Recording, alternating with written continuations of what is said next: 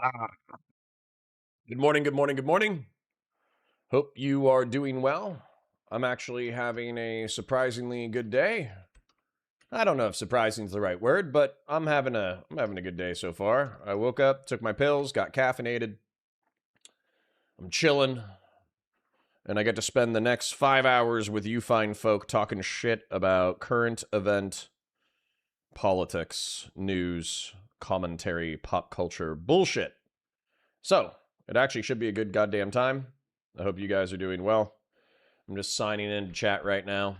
I'm just signing into the account right now. We'll do a little trying to think of what's like the right music to kick off the day. Hedonic Samuel says, hey Hedonic Samuel, how you doing? How you doing? How's life? So, let me see who has what. I'm taking a look at what we got right now.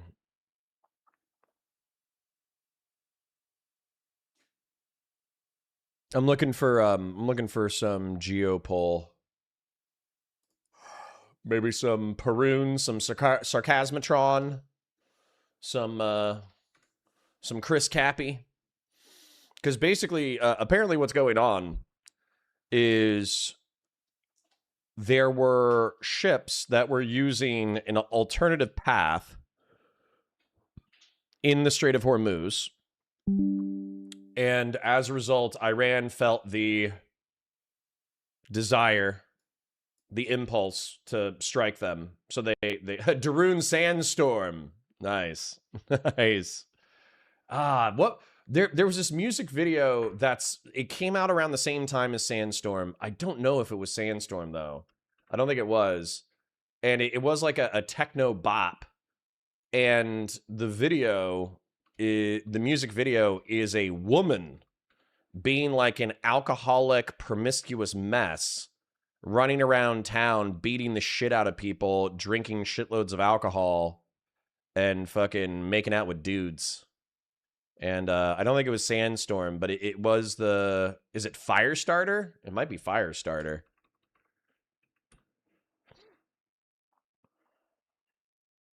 I'm the fire starter, liquid fire starter. Firestarter, liquid fire starter. I don't even know if that's. No. I am the fire starter lyrics. It is Prodigy. Maybe that's not it too. Weird. Weird. Anyways, let me switch over to live chat. Let me set a goal. 10 super chats over 2 hours. Seems to be a reasonable pace for us as a community. And Hedonic says, hey! Welky John says, first like. Damn it, lol. Well, there were two. ICUP says, Darude Sandstorm, indeed. Grassroots Hegemon says, hello. 500 cc's of peppermint matcha latte stat. True, I'm still drinking black tea, but trust me, I have not forgotten. Trump's tantrum finding out that jihadists aren't honest actors got a giggle out of me. It's not getting a giggle out of me. We only got so much more petroleum. You know, if we seize the southern coast of Iran, that could stabilize the that could stabilize. Oh, there's a new Rob Noor debate versus Pisco. Interesting. Maybe I'll put that on the back burner. What the hell was I thinking though? Blah blah blah blah blah. We were talking about something. Oh, I was thinking about Chris Cappy. That's who I was thinking of. Because I think he has a series of videos about like American options in the Iranian Strait.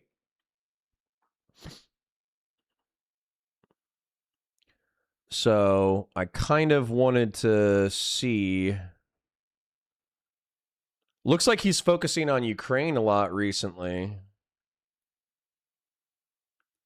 Unfortunate.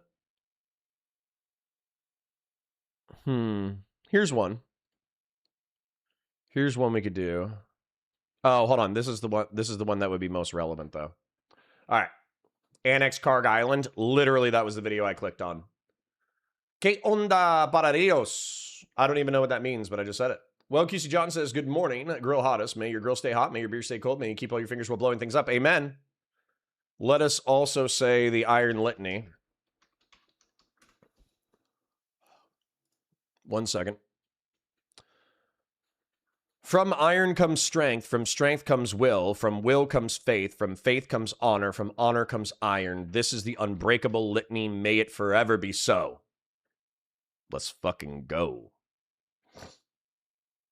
Annex Karg Island, weirdly enough, that's what I brought up. At the cost of only 500 American lives per month, we can hold to the southern coast of Iran. Nameless henchman, you say that. You say that, and yet, unironically, I think that might need to be, like, that might need to happen. You know? Because we can't keep turning on the global energy supply on and off like a fucking light switch every other week. It's driving the markets crazy. It's driving inflation crazy. It's driving me crazy.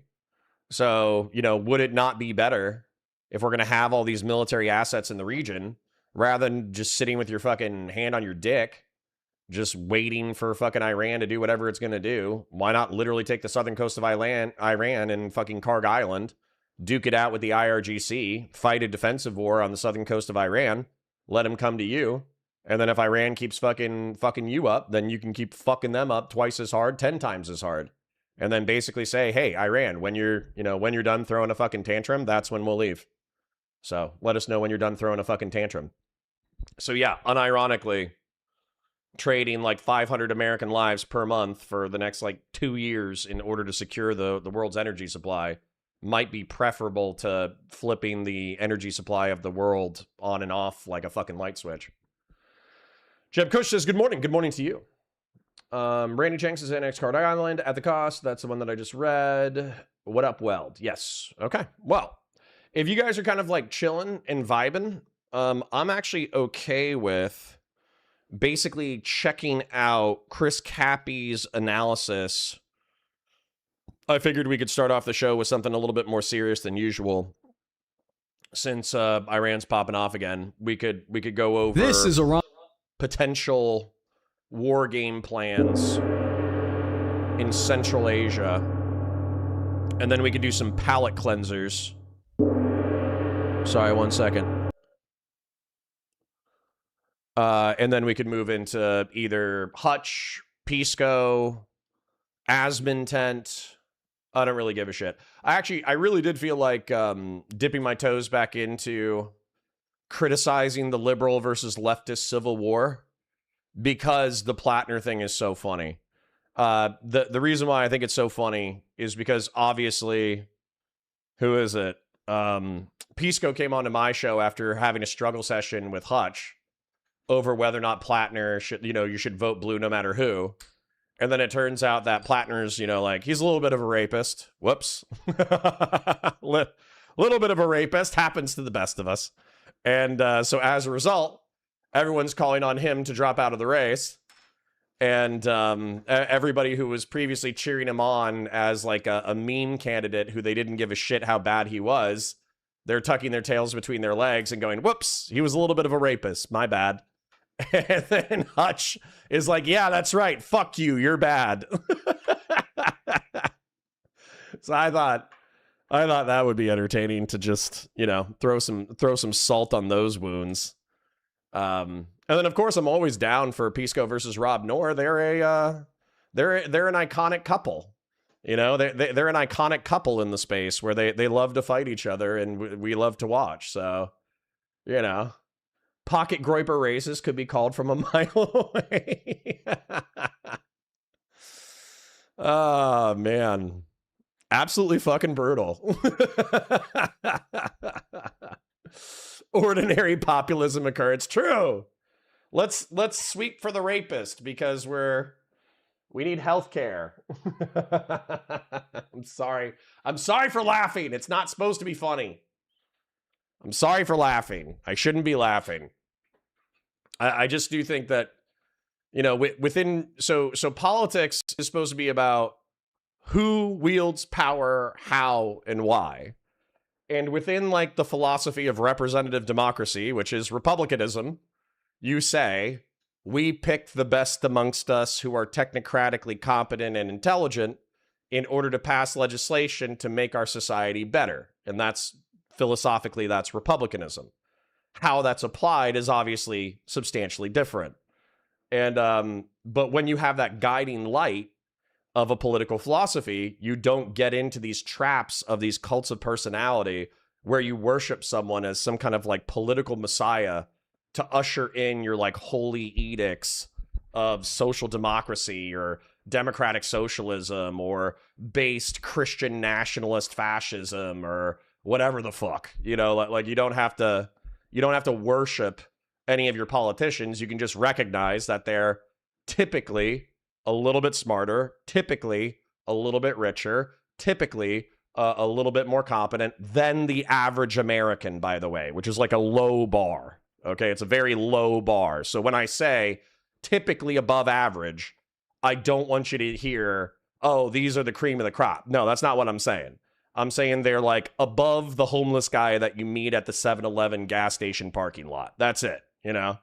So I do think it's quite funny when, our society becomes increasingly secular, and then you notice the religious attitudes that have been present with the human species forever getting transposed from the reverence for the divine and applied to, secular political institutions, and then all of the fallout that happens when you apply dogmatic religious attitudes to politics. So, kind of funny, kind of ironic, kind of painful. The shipping grocers took my Vyvanse this morning. Nice. Nice. I wish I had a prescription for Vyvanse. That sounds fucking based. Oh.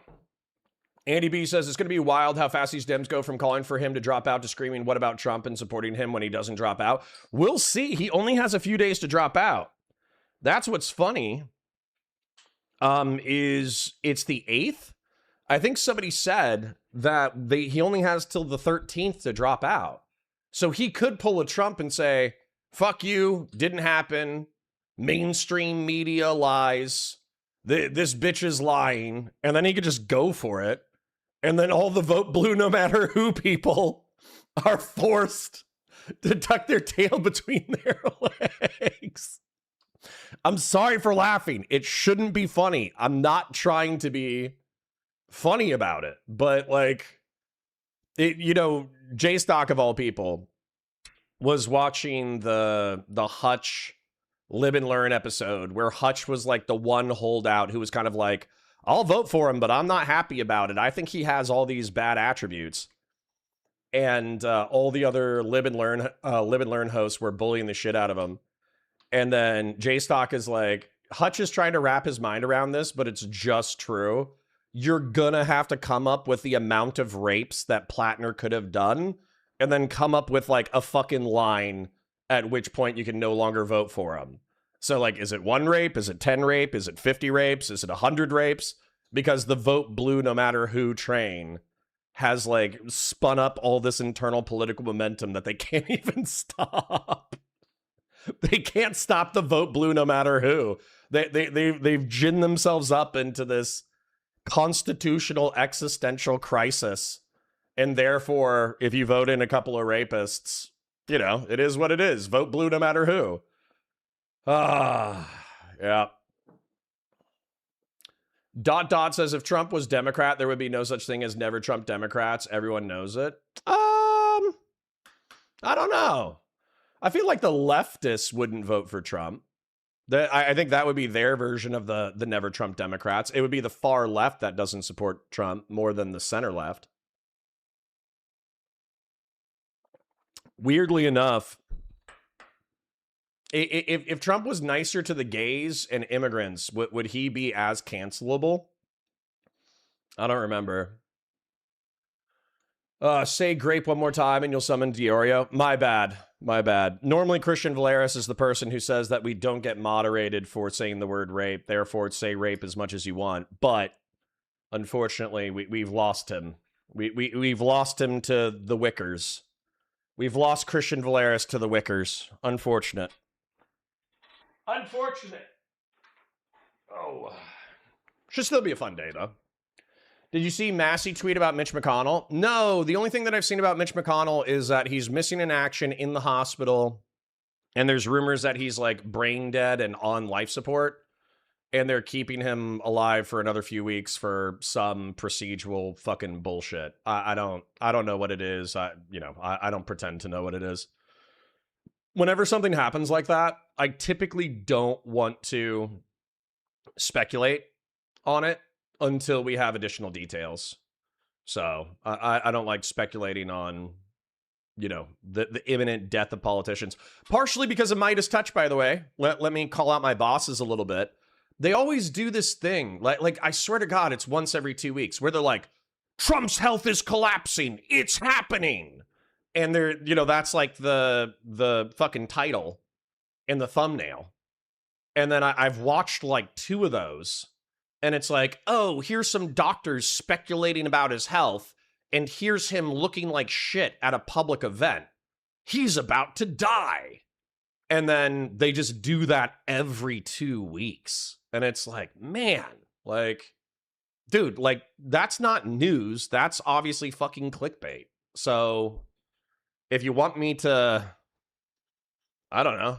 If you want me to give a shit every single time you say, like, Trump is going down, how about you stop crying wolf, So, the progressives are so impatient and unwilling to compromise and play the long game. True. No, you got it wrong. The far left want authoritarian rule, just like MAGA. Maybe. The funniest part of this whole thing is people like Hutch have already said they'd vote for Epstein if he ran as a Democrat, so they either have to double down or backtrack. True. It's all fun and games when you're making Epstein jokes. It's not fun and games when you actually have to put your name next to a rapist. So true. There was already people on Twitter downplaying, saying if we kicked out or didn't vote for any congressmen that committed rape, then we wouldn't have any congressmen at all. Yes. The everyone's a rapist, so Graham Platner doing a little bit of rape is not that big of a deal. Yep. That's a classic. Trump is nice to the gays. He single-handedly destroyed being anti-gay as a pillar of conservatism. Yeah, but then he was like, no trans women in combat sports, and, that was transphobic, so. No, he also revoked trans people from being in the military. I think they've talked about repealing gay marriage from the Supreme Court, even though they haven't done it yet. There's other anti-gay stuff. I know what you're saying, though. It's not the gay Holocaust.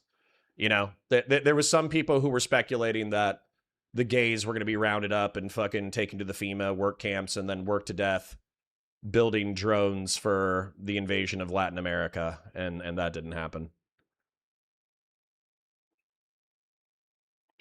Yes, McConnell will return as a Borg. True, he'll probably be cybernetic when he comes back. He'll be a robot. I can't imagine the libs turning on a Democrat version of Trump. The lefties, ironically, might be the never-Trumpers in that scenario, funnily enough. That's what I was saying. Don't do the leftist thing. If Christian Valeris disagrees, it's by his own agency, not a nefarious cabal. Yeah, it's mostly a meme. I think he just got sick of the drama and me throwing fucking elbows. But, I got to take a fucking elbow to the stomach every single fucking day. Why don't the people who criticize me have to take an elbow to the stomach? Speculation on Biden being a corpse was the key argument for him to lose in 24. But here he is still making speeches at Pride events. People are brain broken on Biden. Nah. He was pretty down the drain, in my opinion. Chat and I have thought about that in the past. None of this discourse makes any sense. As long as MAGA is in power, Dems will vote for anyone that is against Trump. True. The Senate GOP had a a phone call with McConnell. Nice, Space Guitar, nice. Good to see you again. Doobie says the Platner rape allegations are a little sus, in my opinion. Oh, okay. Classic snarking from Doobie. Doobie snarking Platner's rape accusations. Saying she's the only source. Sorry, I'm being a little DGG meme, but, I'm going to point it out because this is a compelling argument to some of my critics. You know, there's only one source for the Platner rape accusations, and it's one person. So realistically, we should just totally disregard everything she says because she's one person. There's really only one source. So as a result, there's nothing to see here. Move on. Not a big deal. You know, there's nothing to criticize here. Stop criticizing it, you know? He said, don't forget to like the stream. Indeed, like the stream, share it with your friends, engage with chat, super chats if you got them, memberships if you got them. My parasocial love you. Thank you for being here. You guys were incredibly generous on Monday, incredibly generous on Tuesday, so thank you so much for your support. I do appreciate it. I'd have to agree with Doobie. It's sus like the lady accusing Brett Kavanaugh. So there's something to be said. Was something that somebody else pointed out, and I was okay with it as analysis, is that it might have been Hassan Piker, God help me. He said the timing of it is sus, right? The rape allegation is released immediately before cementing him as the primary candidate. That's what's suspicious about it. But what I think other people have pointed out, which I think is worth of note, is that she was emailing and corresponding with her therapists and friends about the sexual assault prior to Platner being a public figure at all. And so as a result, you know, she was snarking. I hate that. I hate that with every fiber of my being. But she's an OG Graham Platner snarker prior to him being a public person. So if she was snarking him, you know, prior to him being, I hate myself. I hate myself with every fiber of my fucking being. If she was snarking him prior to him being a public person, then there wasn't that much to gain at that time. And so as a result, it kind of lends some weight to the fact that it would just be, you know, it would just be real. My impression was she didn't think of it as rape at the time, only in retrospect. I mean, that happens, though. You know, that happens. So, Massey spoke to McConnell for about 20 minutes this morning. He said, end the war with Iran, quit giving aid to Israel, and he's sorry about how the primary turned out. Oh, that's interesting. Snark King Connor, apparently. I hate myself for using the word snark in reference to a rape allegation. I truly do. But I will point out that the term snark is being overused. Doobie says, it's not that she's the only source, it's her behavior in the text between her and her friends, i.e. not telling her friends he's a rapist when she was asked about setting him up with another friend. Yeah, I don't know the context. I don't know did she set him up with another friend? Did she like warn him and say like, oh, he's a little aggressive or, you know, he's a little bit crazy? What did she say to the friend that she was setting him up with or whatever?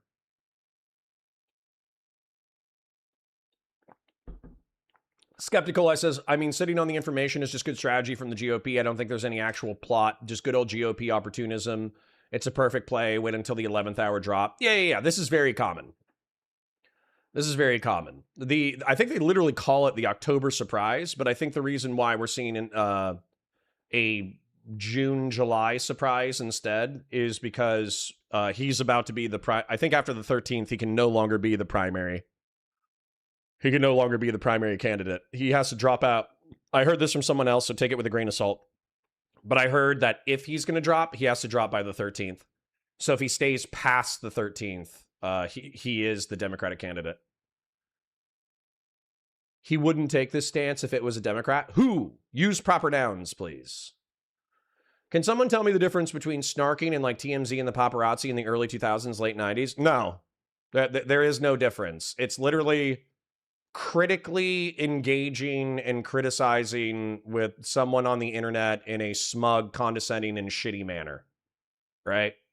Now what they use it as a collective term, though, for the doxing, the swatting, the harassing, and all that kind of stuff because they view it as correlated. Look at the text messages. She listed a bunch of positive traits, then said something about him being loose about consent at the end. I forget the exact wording. Should I look it up? Platner's accusers text messages. Do you guys want to look at that before we get into the before we get into the content. Okay. I saw your post about oysters the other day. I feel morally obligated to warn you that if you were anything more than just friends with Graham, but if you're not, then I'll just shut up for now and give you the scoop sometime. Just friends, would love the scoop though. Is he still engaged? I was working on fixing up a friend. Oh, I have no idea with who. Okay. What? Where's the other text messages? Why did you give me one text message, Politico? Where's the other text messages?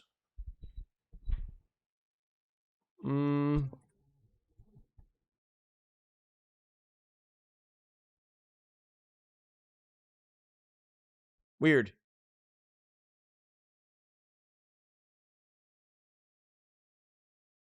All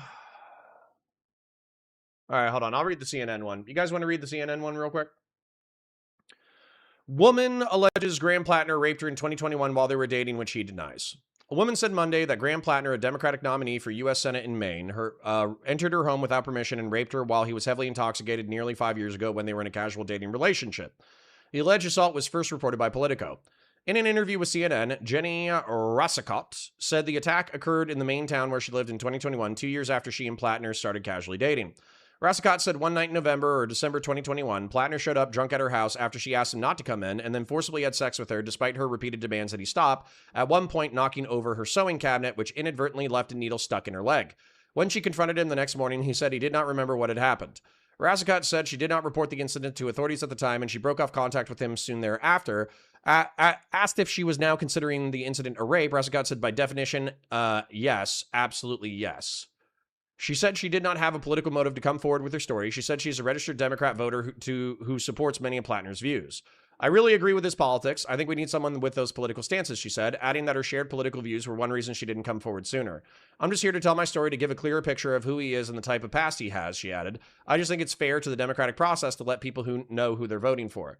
Platner's campaign denied the allegations in a statement. These allegations are very serious and Graham vigorously denies them. Platner also posted on a video on X to deny the allegation. He also said in this video that he would take time to reflect on how to proceed with his campaign. Regardless of the inaccuracy of the reporting, but mindful of the political reality it will inflict, we are taking the time to reflect on the best path forward. CNN spoke with two people who said Rassicot had described the sexual assault to them, although she did not name Platner to either person at the time. One person told CNN that she simply referred to him as the Oysterman. Last month, Rassicot spoke to the New York Times in more general terms about the incident with Platner, describing what she called reckless and unsettling behavior by him while he was drunk. Rassicot said at the time that she described the full details of the incident to the Times off the record, but was not prepared to have her name associated with the assault in public by going on the record with the allegations. Rassicot said she changed her mind about publicly airing the allegation after connecting with Cheyenne Hunt, a Democratic social media influencer and lawyer who had helped surface allegations of sexual assault against lawmakers and candidates, including former Democratic Representative Eric Swalwell. Rassicot said Hunt provided a support network for sexual assault survivors that made her comfortable with publicly sharing her story. I'm getting the support now that I feel I needed all along. Hunt, who heads a women's rights advocacy organization... Okay. We don't want predators in power. Earlier in the campaign, Nazi tattoo. Okay. I mean, whatever. Yeah. Whatever. Do you guys want to roll with that real quick? I was thinking that we were going to open with geopolitics because of the Iran strikes, but if you guys are more vibing on the Platner shit, I'm down to watch Hutch capitalize on Platner being a bad guy. Bruh, no text messages? I don't fucking know. I Google. Why don't you DM them to me? Fucking Platner accuser text messages. I found one text message. Then when I click images, I don't see shit. So if you have them, then fucking send them to me, bro. I don't fucking have them. And they're not, when I Googled it, the Politico story had one. Yeah. Not as nice. Yeah, if you got them, fucking DM them to me. Tin said maybe do a quick rundown stuff of the Iran stuff before Hutch. Oh, okay. Well, I mean, if you just want me to do... Oh, here we go. Officer Nasty. Officer Nasty, king of the snarkers. Office, I'm gonna save this as a download of Officer Nasty snarks Platner. I hate myself for laughing. Trust me. I know this is serious. I know I'm laughing about something gross. I know I'm being gross by laughing. I just do think it's funny. Okay. What's his deal? Should I not be fixing him up, my friend, assuming he's single? He can be charming and funny, and he's a decently intelligent person, but he's not all bad. But I ended up in a bad situation with him, and I will just very politely call him consensually careless at times. When drunk plus PTSD. I knew about the PTSD. He lies also, forcing himself on people, question mark. So, I mean, I would like to see the forcing on himself, question mark. I would like to see the follow-up to that. But I mean, that's close enough, right? Don't you think?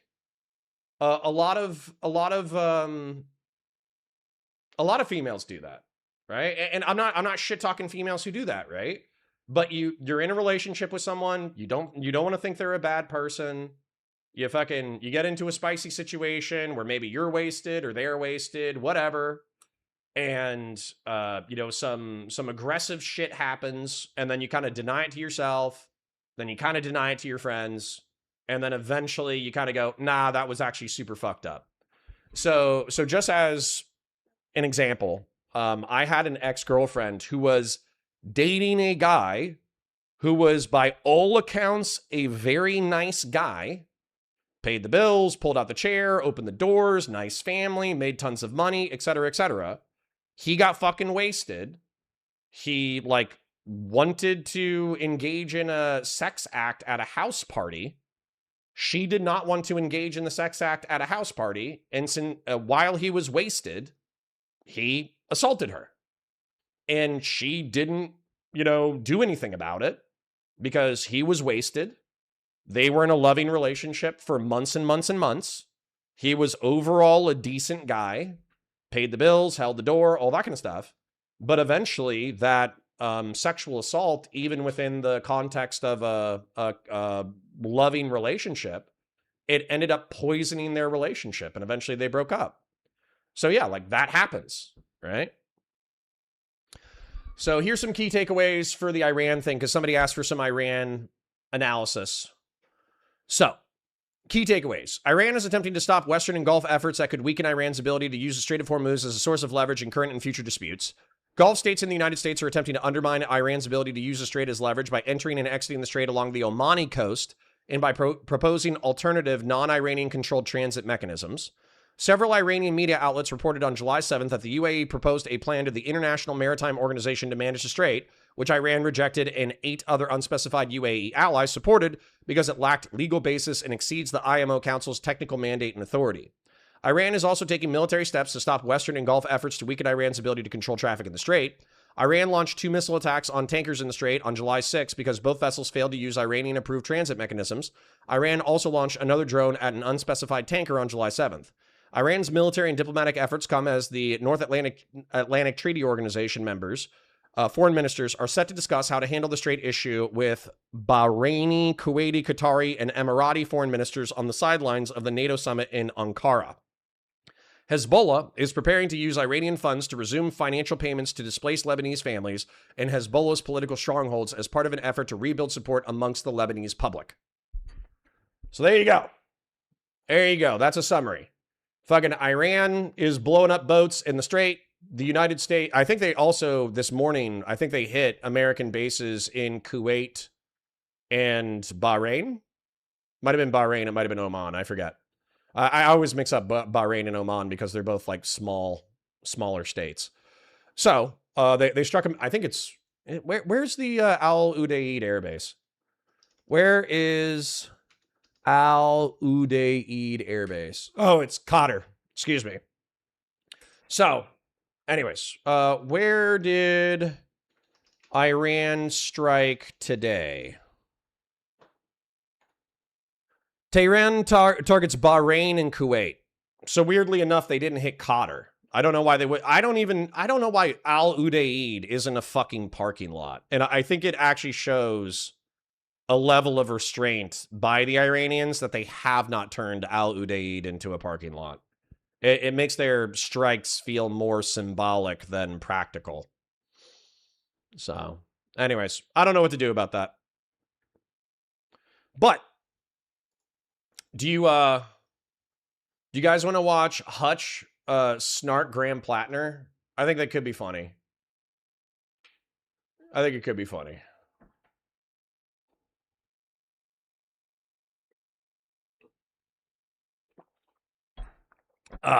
Sorry. Some people want to be cool about bad things that happen to them, even if it's not the best move. True. The revenge of the oysters. Indeed. That's why you have to be strategically gay. True. Can't get accused of rape if you're gay. Well, that's not totally true. Kevin Spacey. But you're right. Like, there's plenty of gay dudes who will consent to sex. So if we were all gay, the world would be an easier place. Good morning, nerds and nerdettes. Indeed. Hello, anonymous chatter. Good to see you. What men in chat reveal that they don't talk to women, huh? All of us. Okay? And when we do talk to women, it's awkward.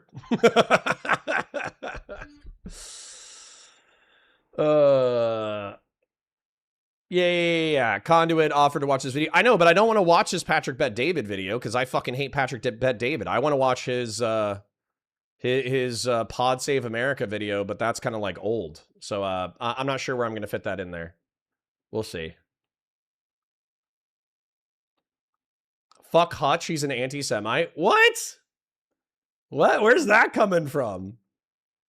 Okay, hold on. I'm gonna do a poll. I'll do a poll because you guys are being goofy. So Hutch snarks Platner. Oh, hold on. Content question mark. We'll be democratic this morning. So let's do Hutch snarks Platner. Let's do Rob versus Pisco. Those are going to be our lib options. Asmongold trans tent. And then let's do Chris. Let's do Cappy Iran geopoll. Okay, I started a poll. You got 4 options. May the odds forever be in your favor because you guys always fucking bitch. You know? Let's snark Connor's fucking personal life. God damn it. No, I had 2 people snark me yesterday. They were like, "Oh, you're going for VA disability? What a fucking pussy." And then what was the other one? The other one was like, "I don't like this guy's political analysis, but I like watching his life implode." And I was like, "God damn it." Like, this is what I get for being honest. This is what I get for being sensitive on the internet, you know? Cappy Iran geopoll is leading with 45%. Are you shitting me? Are you shitting me? Like, I'm not hating. Like, I'm proud of the fact that my audience wants something substantive, but, you know, what the fuck? I thought you guys were going to want the slop today.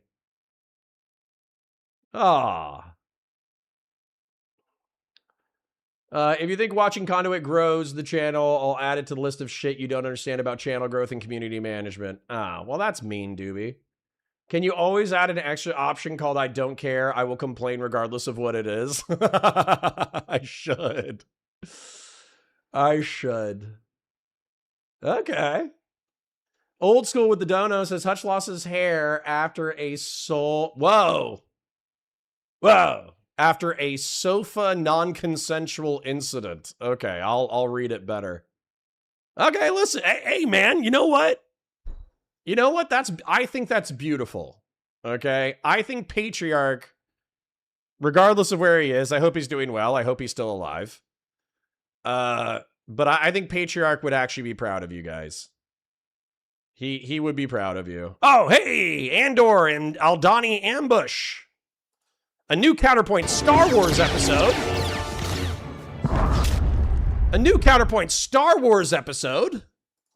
Oh, man, it's been weeks.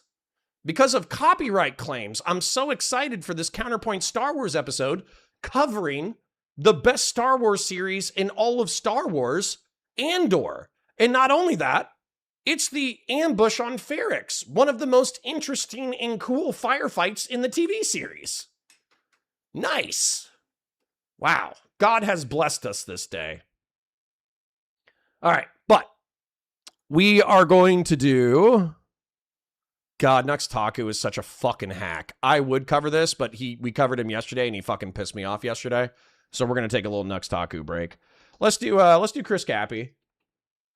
I'm proud of you guys. I'm proud of you that we had the opportunity to do a little bit of snarking, and you guys went with Geopol. I am fucking proud of you guys.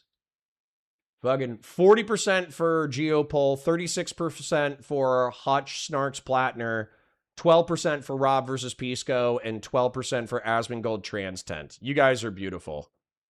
You guys are excellent human beings. I love it. So, let's find the Karg Island analysis, because I think it's one of his most recent... This is Iran's Karg Island, where 2 or 3 recent Iranian videos about American military strategy in the Strait of Hormuz. So, let's do it. Let's do it. All right, let's do a little intro. Let's get cracking. Hi guys, welcome to Counterpoints. My name's Connor. I'm a science fiction, politics, and philosophy nerd, a Marine Corps and law enforcement veteran. I would argue a real Republican, and I'm trying to be a rhino, a Republican who has honesty, integrity, nuance, and objectives. I have Chris Cappy here for you today, against my better judgment, somehow. I got an audience who enjoys geopolitics more than drama slop, and they actually voted for a military analysis of the Strait of Hormuz, because... within the past 24 hours, the memorandum of understanding has fallen apart again. The Iranians have bombed 3 boats in the Strait of Hormuz that were not willing to follow the path that they had laid out. The United States responded with military strikes. Iran responded with military strikes back at U.S. bases within the Gulf states. And so we're now looking at the Strait of Hormuz being shut off again if we can't find a peaceful solution. What is anxiety-inducing about this is if we can't find a peaceful solution, then we're going to need a military solution. And that's what Chris Cappy is going to be talking about today. Let's go.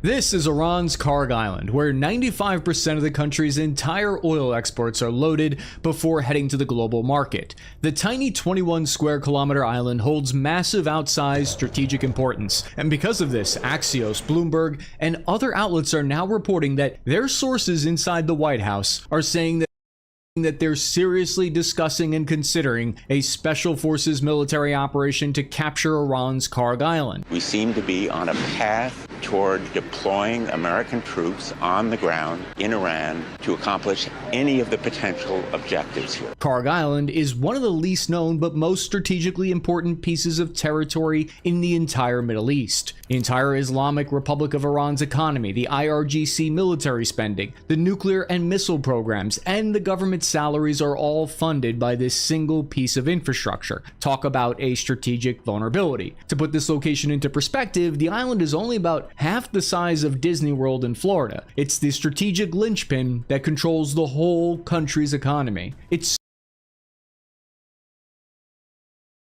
I was muted. Huge fan of anybody. So strategically important. Sorry, hold on.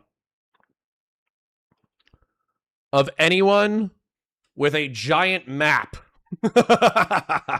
If you have a giant map in the background of your video, I am already a fan. Okay? And then what do we have here? We have like a Marine or soldier, a Roman legionary bust with a skull. We got an American flag. We got ammo cans. We got an American flag that was flown. We got books out the ass. We got a beer sign. Yes. Yes, this is a great backdrop. I fucking love this.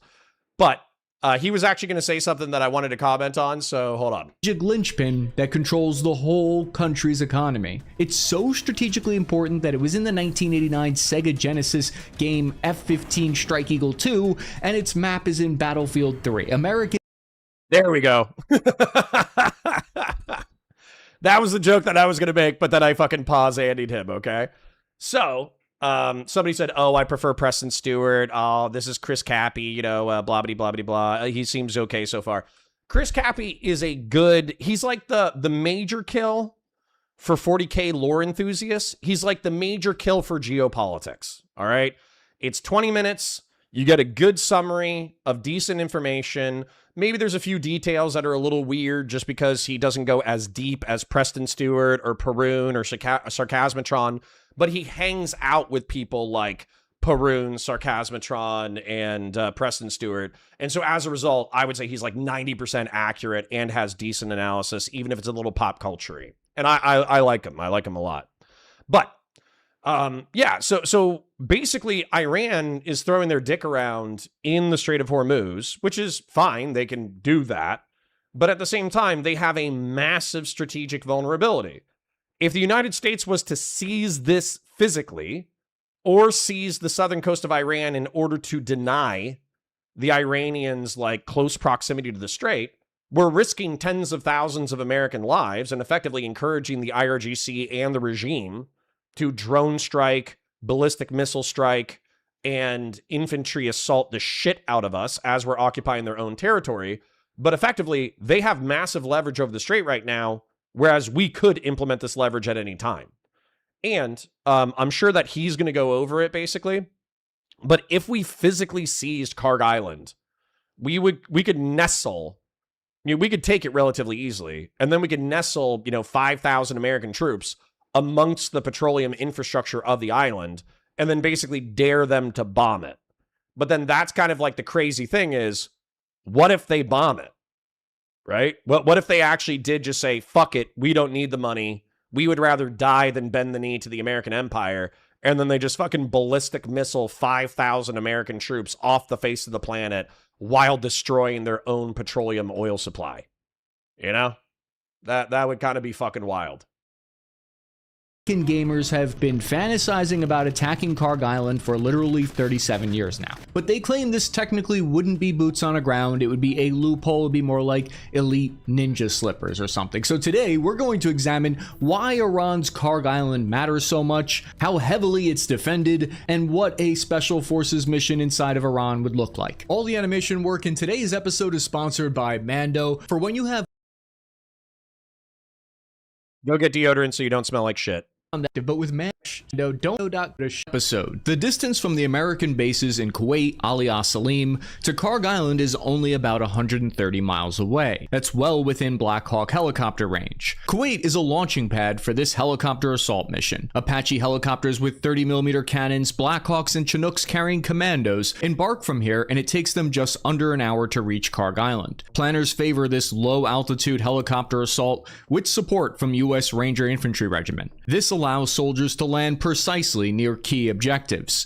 Special Forces conduct high-altitude, low-opening halo jumps from 30,000 feet in the sky in order to have standoff from the short-range air defense systems. They land near the island and sabotage air defense on the ground to pave the way. The Delta Force squadron responsible for capturing Maduro was reportedly moved into nearby Kuwait in February 2026. Their first priority in securing and seizing the island is securing the oil terminal to prevent its destruction. Each step of that plan is a possible point of failure and challenge if something were to go wrong. Mohammed Soliman, a senior fellow at the Middle East Institute, said this about Karg Island, quote, "Take it out, and this means cutting off the military budget in addition to pulling the plug on the basic services that keep Iranian society functioning," end quote. Karg Island's security is reportedly handled by the Islamic Revolutionary Guard Corps, so defeating any kind of American air assault mission here would be their responsibility. Access is extremely restricted here, and satellite imagery suggests the site is heavily fortified. Reports indicate that old assessments claim about 250 IRGC soldiers are here, plus another 250 air defense personnel stationed, and up to another 500 additional military personnel stationed behind steel perimeter fences and guard towers. There's only a population of about 8,000 people that live on the island. Most of them work there, according to this 2016 Iranian census report that I dug up. So the Financial Times analysis outlines the stakes clearly, I think. They say military action to destroy or take control of the island's infrastructure would be hugely damaging to Iran, but risks deepening the war, triggering a further shock to energy markets, and weakening any future Iranian government. End quote. It's like my old platoon leader used to always say, no risks and don't take any risks. Take a look at this CIA.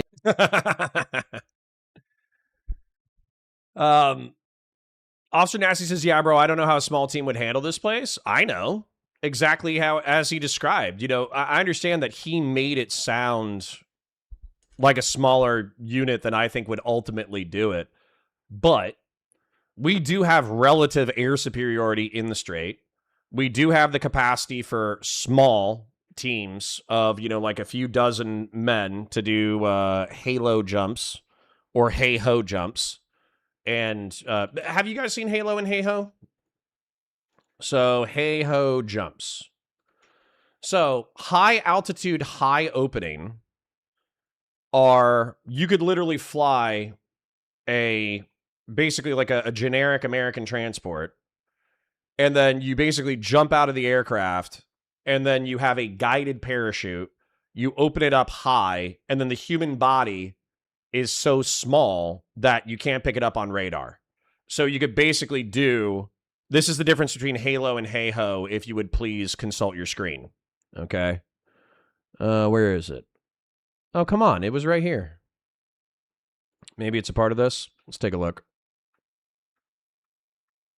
This is the kind of shit, by the way, this is the kind of stuff that gets like an American Special Forces dick hard, you know? Like I know you're not supposed to get erections from military violence and imminent violence, but American Special Forces, their dicks do get hard when they think about this shit, okay? So this is a hey-ho. Effectively, you jump out of a transport craft, you open up your chute immediately, and then you glide to the target.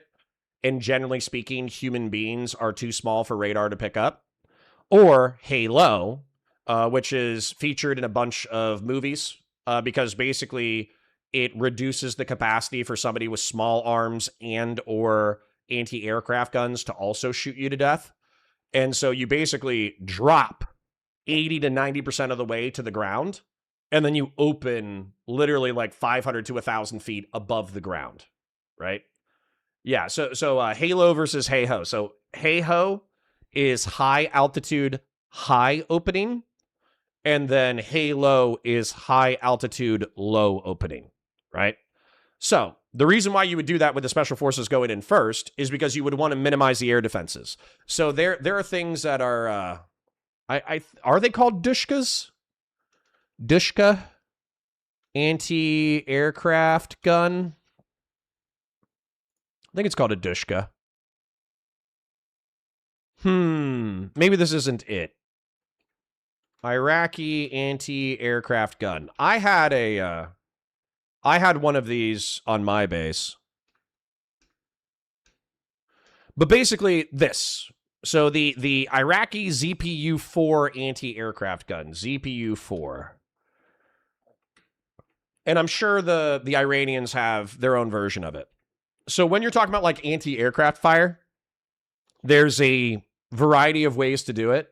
Obviously, you can use guided missiles, you can use heat-seeking missiles, you can use radar-guided missiles, you can do unguided rockets and just fire them into the air and hope they hit something. But another thing that's very common are ZPUs, which I think are Soviet, by the way, originally in design. But they're effectively 4 machine guns bordering autocannons strapped together with a shitload of ammunition. And so if a helicopter or a low-flying, slow-flying transport aircraft is overhead, you can shred it with autocannon / machine gun fire. And likewise, Hey-Ho troops, if you could see them, could absolutely get annihilated by these ZPUs, right? And then presuming that Iran also has Iranian anti-air missiles, probably from the Chinese or the Russians, they're going to have domestically produced and internationally produced anti-aircraft missiles. And so these are missiles that use like radar and or heat seekers in order to take out incoming airplanes. And so you want the American Special Forces to do Hey-Hos or Halos into the target site and kill the crews of these weapons. That's like the first step. Because immediately after that, I know that Chris Cappy just went over this, but I'm just going to do that. You're going to do helo inserts. So Rangers doing helicopter insert. So, immediately after you take out a majority of the anti-aircraft guns and a majority of the anti-aircraft stuff, bear in mind that people are going to die in military combat operations, so you can't prevent 100% of casualties. But then after that, you basically just have like a flight of Blackhawks dropping off 500 to 1,000 troops. I think they said, what was it? It was like 250 IRGC, 500 conventional military, another 250 anti-aircraft defense people. You know, no offense to the Iranians, but I'm pretty sure, like, you know, a few thousand American paratroopers can fucking kick some serious fucking ass really goddamn quick. So yeah, and then after that, you could do paratroopers. After that, you could do an amphibious assault. Here's another thing. I promise I'll stop yapping in a second. But do you know how bad the Marines want to do an amphibious assault? Do you know how bad the Marine Corps would be pushing for an amphibious assault? Do you know how bad MARSOC would be pushing for a fucking amphibious assault, like a small boat assault? These guys, MARSOC, their entire history goes back to World War II. They want to take small rubber boats with fucking quiet engines that can switch to electric, drive them into Karg Island, and cut people's throats and shoot them in the face. Like, it's what they've been training for like a half decade to a decade of their lives. So, dude, yeah, like, on top of the Halo Hey-Ho, you would probably have MARSOC Raiders, and then Marine amphibious assault vehicles. The Marine Corps has also invested in a newer generation of amphibious assault vehicle, which is basically a lightly armored personnel carrier that is capable of floating. So, yeah. Like, no offense to you guys. I know I've been yapping for fucking 10 minutes about, like, military people getting boners over fucking assaulting an Iranian army. But, you know, the Marine Corps, the Special Forces community, the Rangers, the 101st fucking Airborne, the fucking 75th Screaming Eagles, they would love this shit. Oh my God. Look at this. Look at this picture. They look like hippopotami. There's literally amphibious armored personnel carriers floating in the fucking ocean. Hold on. And there's one more thing too. Does the United States Marine Corps have, what do they call those things? The floating airship? They're not airships. What are they called? Float craft? Hovercraft. The landing craft air cushion. The LCAC. Does the Marine Corps have hovercraft? Here we go. The LCACs. Dude, look at this. It's literally a giant air cushion with two fans on the background in order to quickly traverse the like an amphibious assault distance with vehicles and personnel.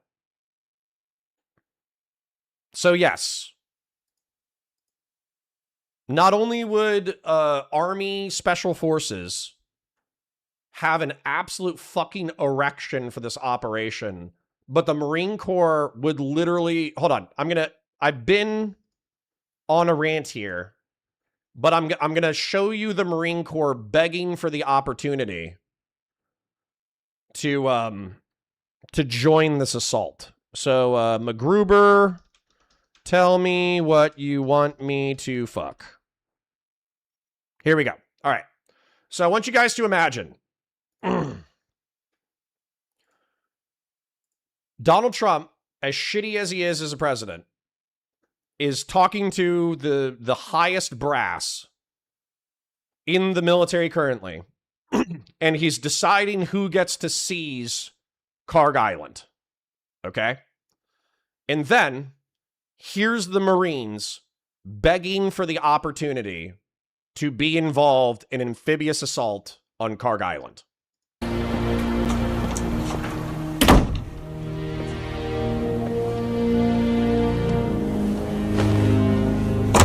Sir, Where's the colonel? You gotta help me. They want to kick me off the mission. Well, under the circumstances. Fuck you, dickhead! Alright. Wait, I didn't mean that. I didn't mean that. What do you want, MacGruber? Join my team. What? Join my new team and tell the colonel I can do this. I can't do that. Okay. Don't make me beg here, because I will do it. I am so sorry. I'm so goddamn sorry. Look, I'm freaking out here. I killed them. I'm so fucking stupid. I don't know what I'm doing, and everybody hates me. Look, I will suck your dick. I will suck your fucking dick. I will do it. Just join my team. I'll suck your dick. You can fuck me or get fucked by me. You can watch me fuck something. Just point at something in the room and I'll fuck it for you. Come on, just tell me what you want me to fuck. Jesus Christ, MacGruber! Just tell me what you want me to fuck. So, something like that. All right, that's enough of a distraction. Back to the content. A declassified assessment of Karg Island's defense from the 1980s, it reveals a lot. Case officers stated surveillance spotted 6 Hawk anti-air batteries on the island, 8 twin 35mm cannons, and another 8 light aircraft positions. Who knows what they have there today, but Jane's reported Iran has deployed their top air defense here. Separated from reinforcements, the island is difficult to defend and it's already isolated. Precision strikes would be needed to take out any of those air defense systems so as not to blow up the entire island. With Iran's air defense degraded, its navy largely destroyed, and its air force knocked out and its ballistic missile launchers pummeled, American war planners believe that they have an opening at this point. This open source intelligence assessment believes Iran has prepared for this by reducing the amount of oil stockpiled there. They moved those ships for safekeeping. Iran stated they were confident that they could counter any US ground invasion. For context, Karg Island sits in the Persian Gulf about 16 miles off of Iran's coast, which makes it close enough for long-range artillery or rocket fire from the mainland that could reach it. In the weeks leading up to the war, Iran actually ramped up oil production at Karg by a ton, making preparations for being attacked. The facility's output was more than doubled to 4 million barrels per day to get as much out before the war started. So far, the US Defense Secretary Hegseth has not ruled out using ground forces in the war. Meanwhile, several deployments suggest that the Pentagon is quickly preparing for contingency plans. The American 82nd Airborne Division just canceled a major training exercise. This is the unit that would be able to drop 5,000 soldiers anywhere in the world within 18 hours. The unit trained to capture island airfields and seize critical infrastructure like this. The Karg Island airstrip sits in the northeast of the island, and if it were captured, it could bring in air defense and American reinforcements quickly. Most of the IRGC defenses are located in the south, with a residential area in both the north and south of the island. But what I want to know is, if most of Iran's oil fields are on land and offshore, why is all of the oil funneled here to this one vulnerable choke point, this one bottleneck? That seems like a strategic error. But the reason is shockingly simple. Most of Iran's coastline is too shallow for modern supertankers, but the waters around Karg are one of the only locations deep enough for the massive crude oil carriers that move oil around the world, especially the tankers headed to China, which buys the vast majority of Iran's exports, something like 90%. Ironically, or coincidentally, So, weirdly enough, I started this morning thinking that Iran had all the leverage. And then I remembered this video from Chris Cappy. It's like, I don't know why Trump doesn't just say, hey, you either reopen the strait or we're taking Karg.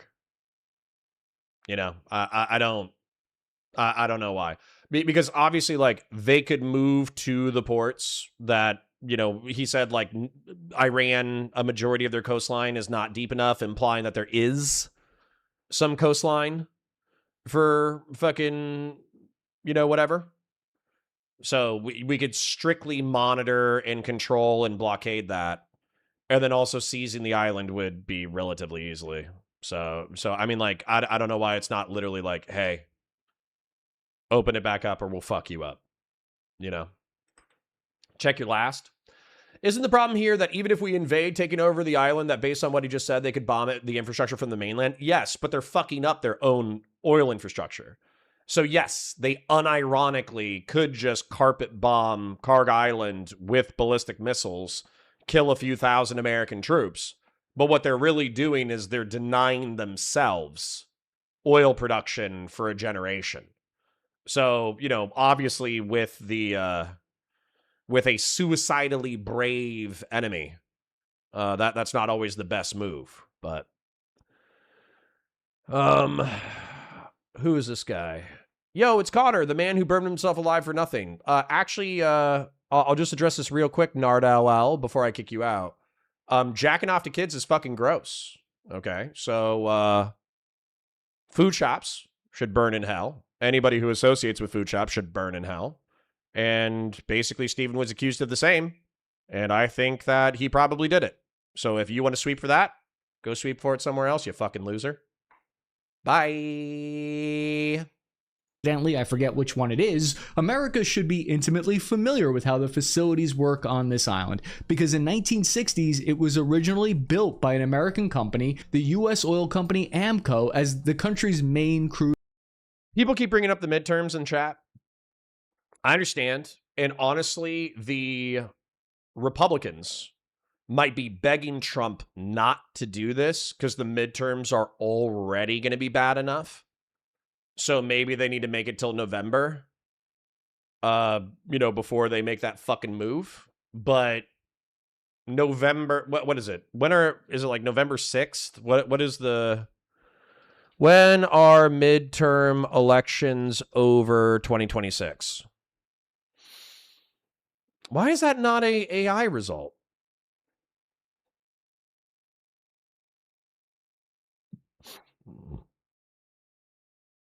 November 3rd. So literally, I would tell Iran, hi, my name's Donald Trump. I'm a dipshit who started this war, but I'm also going to finish this fucking war. So, you have until November 4th to rawly open up the Strait of Hormuz, or I am going to I am going to seize 95% of your oil production, and I will bomb and or blockade all of your other oil leaving your fucking country. And I will fucking R-word you to death. That's what I would do. But whatever. Crude oil export terminal. For this reason, Karg Island has long been asking for freedom. The entire island is built around one central tank farm, as you can see here. It's surrounded by ports, loading jetties, and a pipeline that is connected to 3 main oil fields. 10 total tanker berths sit on the east and the west, and they handle basically all the country's exports. The oil is transported through a network of underwater pipelines to the island, where it's stored and then shipped to global markets. Most of Iran's biggest oil fields that sit in provinces near the Iraqi border, these pipelines carry that crude south to the coast, and Karg Island became this central hub where those pipelines terminate. Instead of building dozens of smaller ports, Iran chose to concentrate export infrastructure in one place. The island can store about 28 million barrels of crude as a reserve. Right now, about 1.8 million barrels per day leave this island, even with the Strait of Hormuz closed to regular traffic. Currently, Iranian tankers bound for China still leave. Well, that doesn't sound fair. The problem is Karg Island is incredibly exposed. It's within range of short-range missiles and drones from across the shore. You just saw on March 11th, 3 ships were hit by the Iranian IRGC forces while they were trying to pass through the Strait of Hormuz, showing Iran's ability to continue with accurate attacks and targeting within this short. All right, I'm going to say something very stupid as well. But I would straight up, this territory right here, I know it would cost billions of dollars, but we are talking about one of the most resource-rich places on the planet. I would literally start creating a Panama Canal right here. I would just fucking get excavating equipment, and I would create a man-made river in a straight line across the what is this, the Strait of Hormuz, is it the Arabian Gulf? The Persian Gulf and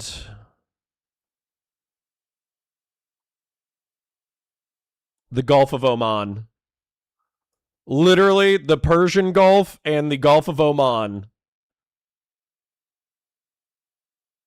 I would just take dynamite and fucking just cut a straight shot, you know, north of Sohar, north of Abu Dhabi, and just fucking dynamite a new Panama Canal across this fucking tip, you know? Because at this point, fuck it. You know, because you could stick to the southern coastline, blow up anything that comes after you, do that, be out in the Gulf of Oman, stick to the southern coastline, get out into the fucking ocean. Fuck you, Iran. That'd be another move. Short range. Currently, Iran is exporting more oil than ever before, even before the war, because they are only letting their own ships through. The mission to strangle the Islamic Republic's oil at Karg Island is also politically risky, because American support for even this current level of escalation in the war is low, sitting at around 40% according to multiple polls, which are imperfect, but they give us a snapshot of an idea. Even though it's around 84% of Trump's base that is in favor of the war, overall, most Americans are not supportive, especially of any kind of prolonged war or any kind of soldiers seen operating on the ground in Iran. The White House appears to be looking for a repeat of the Venezuela raid. The conditions here, though, are far different and don't have the element of surprise. One of the reasons I think this is a likely future target for the US and why they will possibly attempt to capture it is because controlling it is a similar tactic to blockading Venezuela's oil in order to essentially control whatever regime in Venezuela is in power ended up doing. Despite those defenses on the island, US planners believe an opportunity exists.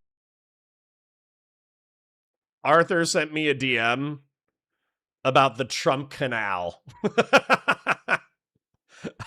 I'm not the only person who thinks this. Newt Gingrich, instead of fighting over a 21-mile wide bottleneck, why we cut a new channel through friendly territory, a dozen thermonuclear detonations, and you've got a waterway wider than the Panama Canal and deeper than the Suez and safe from Iranian attacks. Okay, Newt. Listen, Newt, I appreciate your enthusiasm, but maybe not nukes, okay? Maybe excavation equipment. Oh, dude. They did a meme where the Trump Canal is irradiated. Okay, that is funny. I was thinking more of like dynamite and excavation equipment, but I'm happy somebody else will. I'm happy somebody else is thinking the same thing. Exists because Iranian air defense across the south of the country has already been heavily degraded. Its navy has taken significant losses, with an estimated 42 ships sunk or destroyed. Large parts of the Iranian Air Force have been knocked out. Over 300 ballistic missile launchers have reportedly been destroyed, and over 1,000 troops killed. In other words, the window for a raid might exist only after Iranian defenses have been sufficiently weakened. And with the Kurdish forces on Iran's western border reportedly now unable or unwilling to join the fight on the ground, the pressure to send in ground troops to achieve some of America's objectives is growing. But Iran has already surprised US war planners once before by knocking out at least one American THAAD radar, which is worth $300 million at least, with preliminary reports stating that 3 other of these radar systems may have been destroyed, along with Patriot radars as well. There's only 13 of these radar systems that have ever been produced, so it would be the first time that a radar like this was destroyed, and it would represent a major blow. It's a strategic level theater asset that takes 3 to 8 years to replace. Despite this loss, though, air defense interception. Yeah, I think we're memeing a little bit. You know, Horse God says announcing the new canal would actually put a lot of pressure on Iran. I think we're memeing a little bit because obviously that would cost billions of dollars. Like, how much did the Panama Canal cost? How much did the Panama Canal cost in today's dollars? So $12 billion is actually not bad at all. Dude, we've already wasted hundreds of billions of dollars. How much would it cost to make a canal across the Strait, or what was it was like Abu Dhabi? I always mix up the countries. What country is sorry to being racist to it's in the UAE. Okay. Across the UAE. Oof. 80 to $250 billion. This is why we're not doing it, right? To bypass a strategic choke point would be 80 to 250. Let's assume 250. And realistically, everything we ever estimate always takes like 3 times as long and costs twice as much. So let's say $500 billion. Like, listen, $500 billion in order to bypass the Iranians is a lot, which is why we're not doing it. It's why UAE and fucking the Gulf states don't want to do it. It's why we probably don't want to do it. But that doesn't mean that we shouldn't put pressure on them by saying, hey, we'll seize Karg Island and we'll start building the fucking canal. Fuck you, right? I cut for $20. Thank you. For the excavator fund, thank you. Thank you. All I need to do is become Jared Kushner's best friend, and then we can talk to the UAE and Oman. We can start a international funding pool for the Omani UAE fucking the UAE Omani canal. We can build a new fucking canal. That way, whenever Iran fucks around, we can just bypass them and tell them to eat a dick. And then we can also say, hey, Iran, if you don't shape up by November 4th, we're taking Karg Island. And we'll take our cut of the oil profits. Okay? We'll send you enough profits from the oil proceeds of oil being sold to China that your people won't starve. But besides that, we're not giving you shit, you know? But thank you for the $20. Let me thank the people who have donated today. You guys were incredibly generous yesterday. You were incredibly generous on Monday. So if you're tapped out, I totally understand. But Doobie with the 10, Old School with the 2, and iCup with the 20. Thank you, kings and queens, for your viewership. Thank you, kings and queens, for your financial support. I appreciate you. Rates remain above 90% against Iran's ballistic missiles. Right now, as we speak, we're seeing pieces of the fresh THAAD interceptors being moved from South Korea and redeployed to the Middle East to cover down on these losses. There are concerns out there that this limits the Americans' ability to deter war in the Pacific against China, but I think we've learned from evidence of Iran's much more limited and less capable ballistic missile attacks that any kind of large-scale Chinese ballistic missile attack in that region would quickly destroy some of these systems, and deterrence will more likely depend on offensive capabilities than defensive. The US was caught off guard by the Iranian Shahed drone abilities to evade their air defense. 7 Americans have been killed in action and 150 wounded, with 8 severely wounded so far. The biggest proponent of seizing Karg Island appears to be Michael Rubin, a former senior Pentagon advisor who has briefed the White House directly about the island, saying, quote, "If Iran can't sell their own oil, they can't make payroll. No matter how much we bomb, there is not going to be regime change until we fracture the Revolutionary Guard, and if this can be a fairly non-violent way of doing it, all the better." Rubin holds enough political clout in the administration that he says his recommendations have been circulated within the National Security Council. Why release this information of these potential war plans? Why publicly talk about this like this? Because at this point, the element of surprise is long gone already. That ship sailed after all the Tomahawk cruise missiles were fired the first day. This is how politicians float ideas to the public to see what your reaction will be. They gauge polls and they determine if it's a popular idea or... Yeah. Hans and some other people are pointing out how long this would take, and how there's already a proposed pipeline going through Syria and rerouting through Syria into the Mediterranean. Yeah. Like obviously there's more cost-effective means. That's why it's mostly a meme position.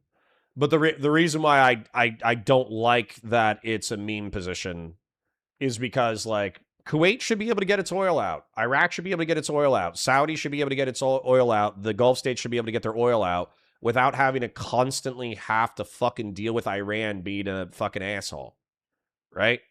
So, yes, the Trump canal is 80% meme position, and realistically, there's probably better alternatives like building new pipelines through Syria. The problem with the pipelines, though, is, of course, that they're physically vulnerable. If they're above ground, obviously they're vulnerable to airstrikes from, Iran if they want to be dicks. And then it's also vulnerable to Iranian sympathetic terrorist groups that just need, a VB. They just need to park a vehicle-borne improvised explosive device along the side of the fucking pipeline, blow out a chunk of it, and then you fucked with oil production for a month. So I know it's a meme position.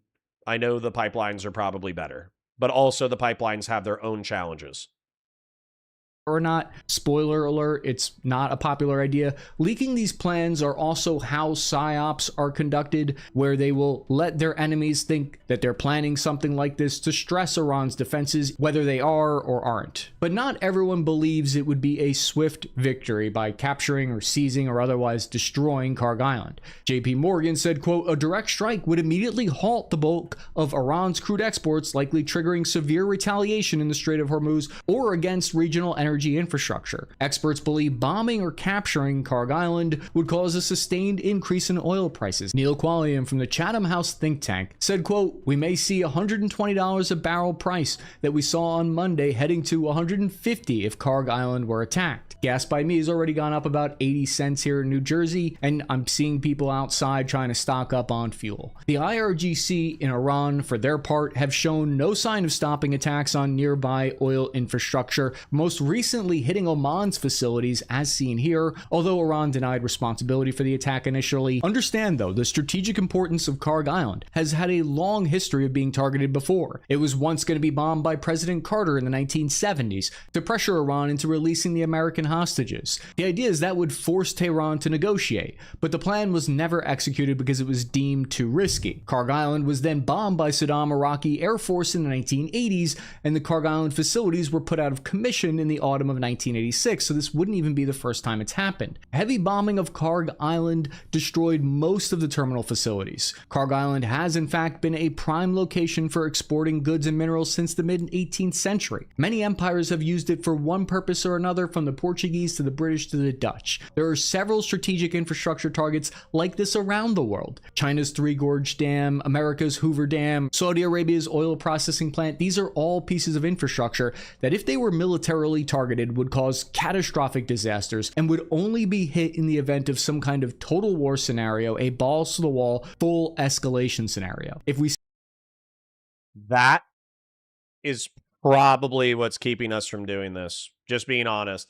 I was thinking about how, like, why haven't we done this, right? Why haven't we just taken Karg Island, told the Iranians to go fuck themselves, but we'll give it back when they stop being assholes? And it's probably because at that point, they don't have anything defensible at that point, so they might just hit desalinization plants that provide water for, the civilian population of the planet, or the civilian population of the region, excuse me. And then they might also hit Saudi and Gulf state oil production facilities, since they don't have access to 95% of their own oil production. And then at that point, the world just fucking blacks out, It's literally 20% of the world's oil supply. So I get it. It's kind of like a hostage situation. So I get it. Yeah, it provokes an existential response. Yeah. Rodney Hobbs says, why does Connor keep assuming Trump would do something for American interests? He's a traitor that does shit for cash and clout. Canal idea is not only a meme, it's counter to the goals of Trump. True. He's a selfish piece of shit. Absolutely. You're not going to find any defense of Trump here. The way that I truly feel about it is that I have been tepidly criticizing and or yelling about Trump for a decade, saying he's a grifting, lying, middle IQ dipshit who's going to fuck everything up.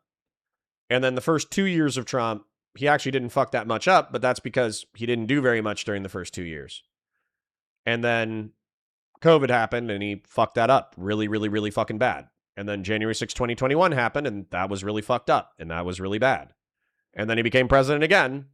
And everybody, like all the national conservatives, got in his ear that if we just deported brown people, jacked up tariffs, and beefed with Iran, then we would be fucking Gucci. And now we're living in the fucking nightmare world of Trump's fucking delusional fever dream about his own greatness. So, whoops. See this happen, this is an indication of total escalation. It's in the past always been seen as a mutually assured destruction scenario, and that's why so far every administration from Carter to Reagan to Bush has balked at attacking it. But the reported special ops ground raids don't stop at Kharg Island. What the US and Israel have been discussing behind the scenes, according to Axios, is the possibility of sending special operators onto Iranian soil deep into their country to secure the Islamic Republic's stockpile of highly enriched uranium. Iran claims to have 450 kilograms, about 60% enriched, just a short technical step away from weapons grade. Maybe these were the WMDs of friends that we made the whole time along the way. When All right, fuck you for that one, Chris. That was funny. asked how that material will be destroyed, Secretary of State and Acting National Security Advisor Marco Rubio said at a congressional briefing, quote, "People are going to have to go in and get it," end quote. So who are those people? That's the U.S. Army's Special Missions Unit from Delta Force, the Counter WMD mission team. They've trained on destroying nuclear material in underground bunkers for years now, spending $14 million at least on creating their own underground facility to prepare for this. At least that's what they were asking for. This mission has never been done before, and normally it's to prevent a loose nuke situation from happening in the event of a government collapsing that has nukes. So where would this mission take place? Reports are that the majority of this nuclear material would be at the Isfahan site. Seen here, Iran used heavy equipment to cover the tunnel entrances here in preparation of a ground assault. 4 sources inside the White House with knowledge of the mission that spoke to Axios said the administration is discussing 2 options. One would be to remove the nuclear material from Iran, but it weighs like 1,000 pounds, so that seems difficult. The other option is bringing a brave nuclear scientist on the mission to dilute the nuclear material on site without contaminating everybody and blowing up the world. Be like some kind of Mission Impossible mission. But there is a major problem here. Strikes last June buried the Iranian uranium stockpiles under concrete and rubble and debris. Reportedly, Iran can't even reach it since then. To make the mission even more complicated, U.S. intelligence believes Iran might have moved some of the remaining enriched uranium to another site at Pickaxe Mountain. This is not out of the realm of possibility, though. This kind of mission has happened. Israeli special forces conducted a similar mission flying deep behind enemy lines into Syria in a helicopter air assault, blowing open the doors of the missile base and blowing the base apart before sending down airstrikes to cut off any of the routes that were leading to the base so reinforcements couldn't arrive, and then they got back in the helicopters and got back home. The likelihood of regime change is going down by the day, though, it seems. Chris Murphy, a senator from Connecticut, gave an unclassified version of a rundown that he got, a briefing from the White House about the war that suggests that they no longer believe that regime change is even possible. My face when I realized we've replaced Ayatollah Khamenei with Ayatollah Khamenei, at least for the time being. The other possible use of special forces in a ground invasion would be to secure the Strait of Hormuz, which is quickly becoming the centerpiece of this war and one of the biggest headaches to America. At least 18 different vessels have been targeted by Iranian strikes, which has shut down traffic here. Analysts believe sending some kind of ground force on the Iranian side of the Strait of Hormuz would be required to open it back up because the U.S. Navy is getting daily requests from tankers in this region asking for help being escorted through here, but so far the Navy has assessed that it's still too dangerous to do so. The insider, the U.S. official that spoke to Axios, claimed that it wouldn't be a Fallujah scenario with thousands of conventional troops occupying Iranian cities, but those sound like famous last words to me. Skepticism aside, it's unclear now whether U.S. operational goals of regime change and total destruction of Iran's nuclear program are achievable or not. U.S. officials believe that capturing it would cause a collapse in the Iranian currency, it would weaken the IRGC, it would worsen inflation spikes, and it would be severe pressure on the regime. That's why war planners see Kharg Island as one of the single most powerful pressure points in the Iranian economy. Check out this video here or the playlist here if you want to learn more about conflict in the Middle East. I'm your average infantryman, Chris Cappy, ending transmission. Love me some Cappy. So if you guys haven't already, I would strongly recommend opening up Chris Cappy on another tab, subscribing to him. Obviously, a healthy chunk of you guys are already Geopol nerds, but like you guys watch Perun and you watch Sarcasmatron and you watch all that kind of stuff. That was useless? No, it wasn't. We took a look at the various military options available in the Strait of Hormuz, considering that there were strikes recently.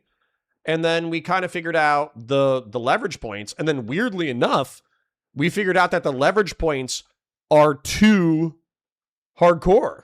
Like we can't flip the Karg Island switch, because basically that triggers an existential response from Iran. Because if they lose 95% of their oil production overnight, weirdly enough, it's a extreme pain point for them. But then they get to use that as an excuse for being extreme in the opposite direction, blowing up desalination plants, blowing up Gulf state and Saudi oil infrastructure. And then it's too big of a risk. You know, midway through the video, I went from why don't we do this tomorrow, or why don't we do this November 4th, 2026 to, oh shit, I get why we're not doing this, you know? Okay, yes, Fellrunner, I see you as the only person in chat who wants me to watch the fucking Bolter video, okay? I know everybody donated an extreme amount, but I think I'm moving into slop now, because we started out with Geopol and we got Doobie, Old School, and iCup for donations today. And I'm not complaining, by the way. This job's still amazing. You guys were super generous yesterday. You were super generous the day before. But I need to move into slop for metrics, okay? We're not sticking with the autistic fascinations of 6 people, okay? I love you so much, but, you know, the 6 autists in chat who exclusively want to talk about militaria and exclusively talk about fucking Geopol. No offense, but you guys alone are not able to pay my bills. Love you, though. Love you so much. So, we can do it later. We can do it later. All right. I'm going to say, I think Platner Snark won out over the Rob versus Pisco Snark, but I'm going to go ahead and do another poll because we love representative democracy around here. What's next? So, Asmongold, Trans Tent, fucking Hutch, Snarking, Platner, and what was the other one? Pisco versus Rob. There you go. There's some options. We fucking love representative democracy around this bitch. You guys can vote for the content, and I will decide if I like your decision-making process. Oh man, what a classic! What a classic fucked up little planet we're on. Hutch right now, 1100 live. Is Platner not dropping out? Question mark. Vote blue no matter who, dick suckers. I'm sorry. I do think that's pretty funny that all the people were bullying the shit out of Hutch being like, I don't care. You know, I don't care if Platner's a bad guy. We need to vote blue no matter who. It's so important. And then they find out that he's a rapist and they're like, maybe not. And then Platner's like, nah, I'm still gonna run. Oh, what happened with Grid One Motorsports? I think he DM'd me, but I think I was midstream, so I didn't. Connor, we are doing the Signal Syndicate debate game show Saturday night, 8 p.m. CST. If you can join, the format is 1 minute each openings, 5 minute back and forth, 1 minute closings, and the debate is judged by 3 judges to declare a winner. Let me text him back. I would love to do that, but I have the kids this weekend and will be occupied. But in general, please invite me I would love to get into the writer wing debate scene. All right, perfect. Yes. Andy's Andy says Hush is crushing glasses of I told you so. Yeah, but he's gonna have to crush glasses of Vote Blue no matter who in a couple of weeks. I'm sorry. I'm sorry for laughing.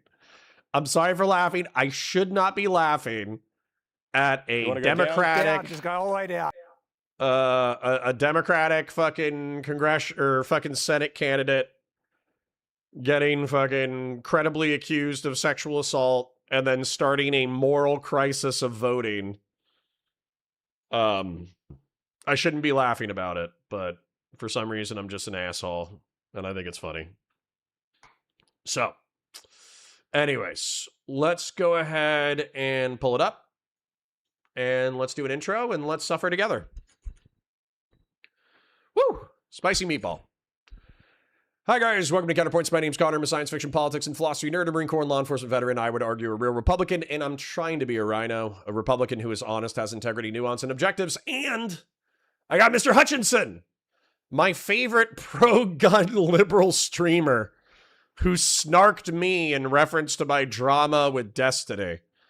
But what's funny for me is that obviously a substantial amount of my channel's content in the past has been the liberal versus leftist civil war.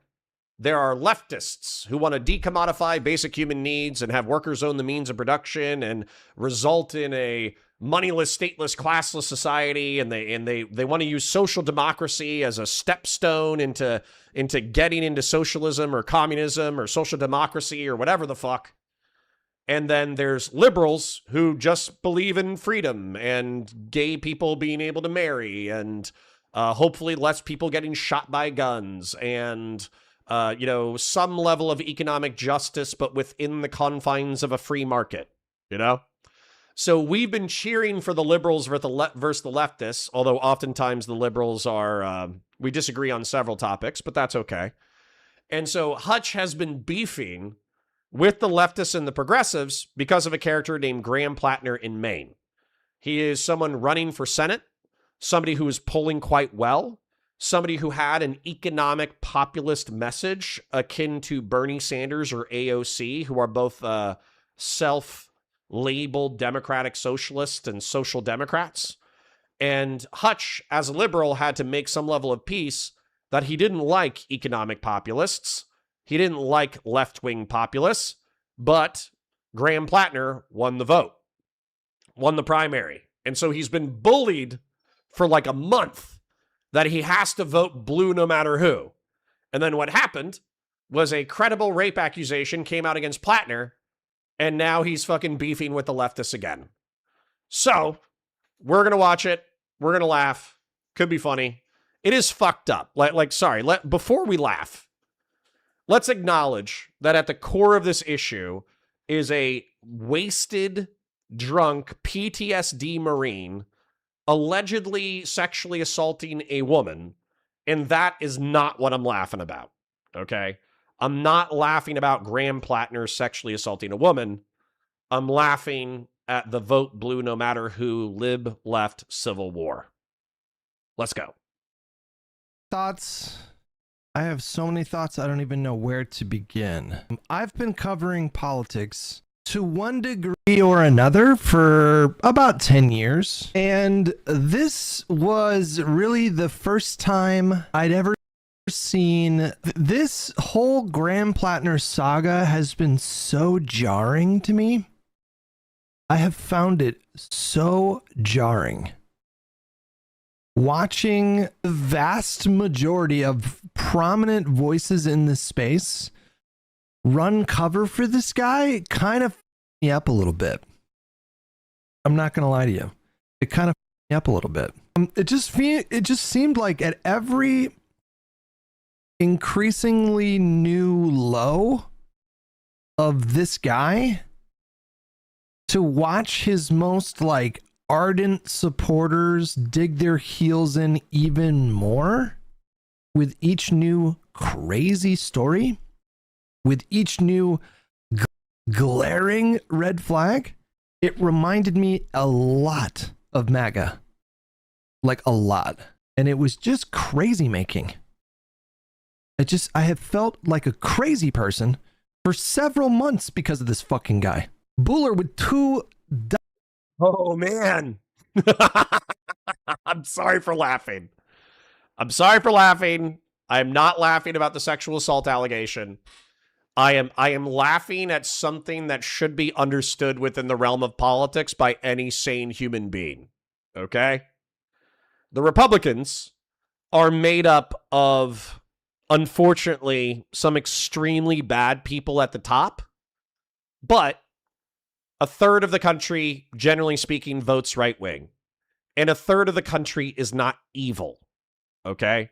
They just don't like how much they're being taxed. They think people should be more independent. They think people should not rely on the state in order to survive as maximally as possible. And they think that American security forces, we should be proud of American security forces. We should be proud of American law enforcement. We should be proud of the American military because they help secure the material and political freedom that allows us to live in one of the most powerful nation states in the history of the planet. Okay? That's the vast majority of right-wingers. They're not neo-Nazis who want to hunt brown people for sport. Okay? There's certainly some amongst them who want to do that, but that's not the vast majority of right-wingers. And then same thing with the left. The left is not a monomaniacal faction of people who want to do trans surgery to 4-year-olds immediately after they say, I don't know if I'm a boy, I might be a girl. Oh, well, chop their dick off. You know, that's not the majority of fucking left-wingers. You know, the majority of left-wingers are not Marxist-Leninists who want to line up every fucking billionaire and shoot them in the back of the head, slaughter their family, expropriate their property. That's not the majority of the left. So, weirdly enough, along the political spectrum, there can be bad people on both sides. I don't know if you guys knew this, but it turns out that being on the political left does not automatically make you a good person. And being on the political right doesn't automatically make you a good, or in this case, 70% of my audience is left-leaning. It doesn't automatically make you a bad person. Shocking. Shocking. Tulsi Gabbard's cult leader made this happen. Maybe. We can't rule it out. I've been with you guys on this Platner journey from the beginning. My journey started with me seeing his first campaign ad and showing you guys on the screen and saying, hey, keep an eye on this guy. This is a really interesting candidate. You don't really see candidates like this guy. There might be something to this guy. And then watching him get more and more popular and build more and more grassroots support online. And then watching his race get so much national attention. Early on, feeling like, okay, I don't love a lot of the populist rhetoric, but I recognize that it might be necessary to flip a red seat. The Reddit stuff comes out, and I look at the Reddit posts, and I tell you guys on the stream, I tell you guys, you know what? I don't really think the Reddit posts are that big of a deal. You know, I don't think this is a big deal. And then, like 2 weeks later, it's revealed that the current frontrunner of the Democratic Party primary in Maine has a literal tattoo, not a henna tattoo. Officer Nasty says, Connor, the live and learn section of this where they talk about it is really funny. Dude, if you literally want to get me a timestamp, I will watch the live and learn segment. My beef with live and learn is obviously it's a 2-hour podcast. So like I hear, oh, live and learn was really funny last night. They had a fucked up fight about this topic.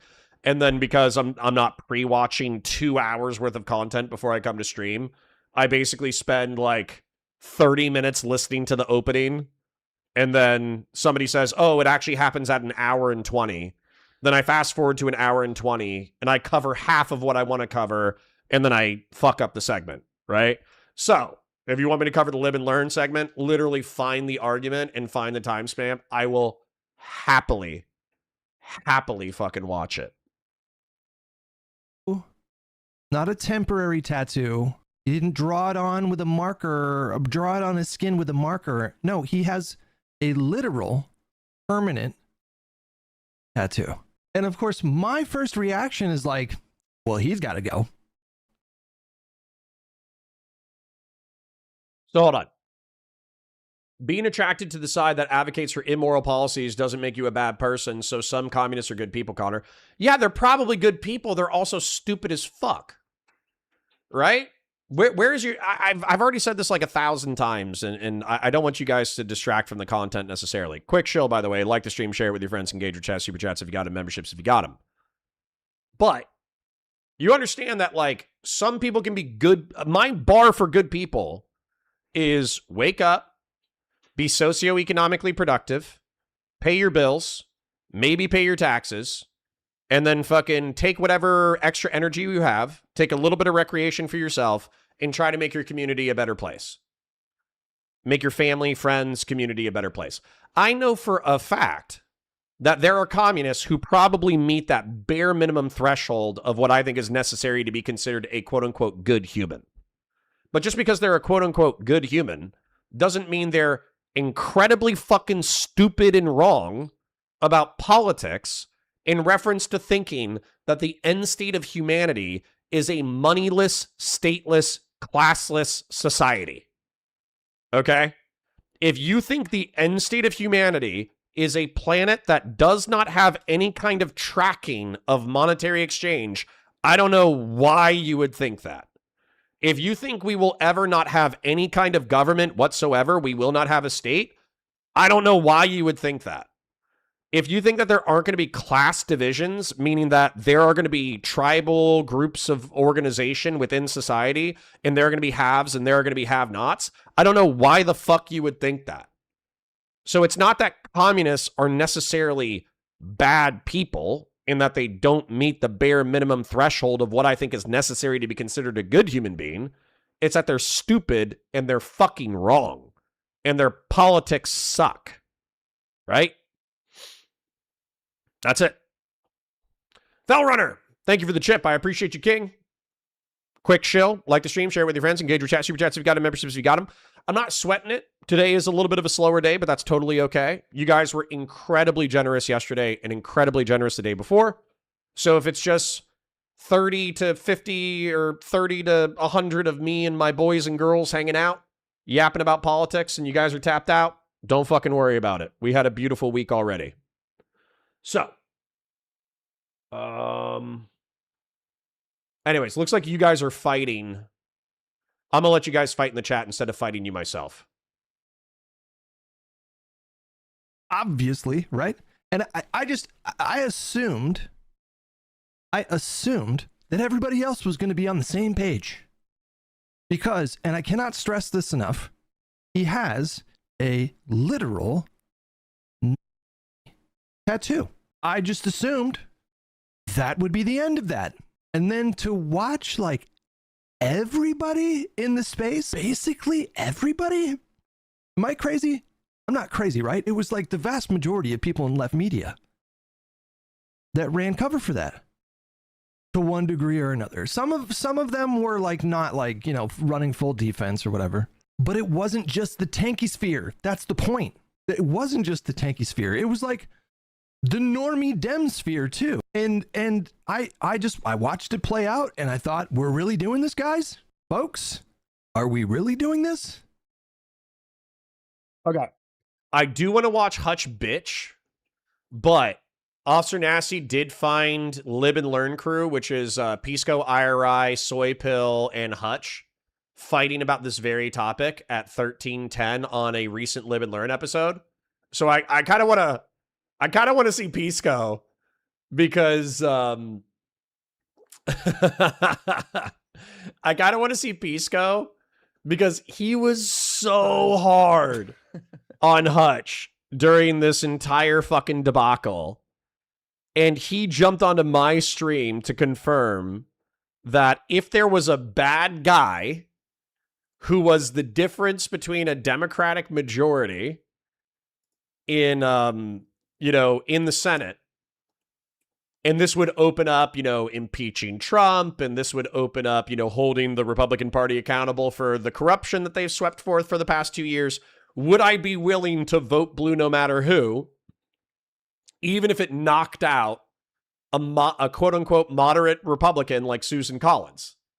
And I said, yeah, because I think that the Trump rot in the Republican Party is so fucking bad, and the moderates in the Republican Party have failed so hard to check Trump that if we have to lose a moderate in order to get some level of accountability in reference to impeachment, then yes, we could vote for a shitty Democrat that I fucking hate in order to hold Trump accountable, right?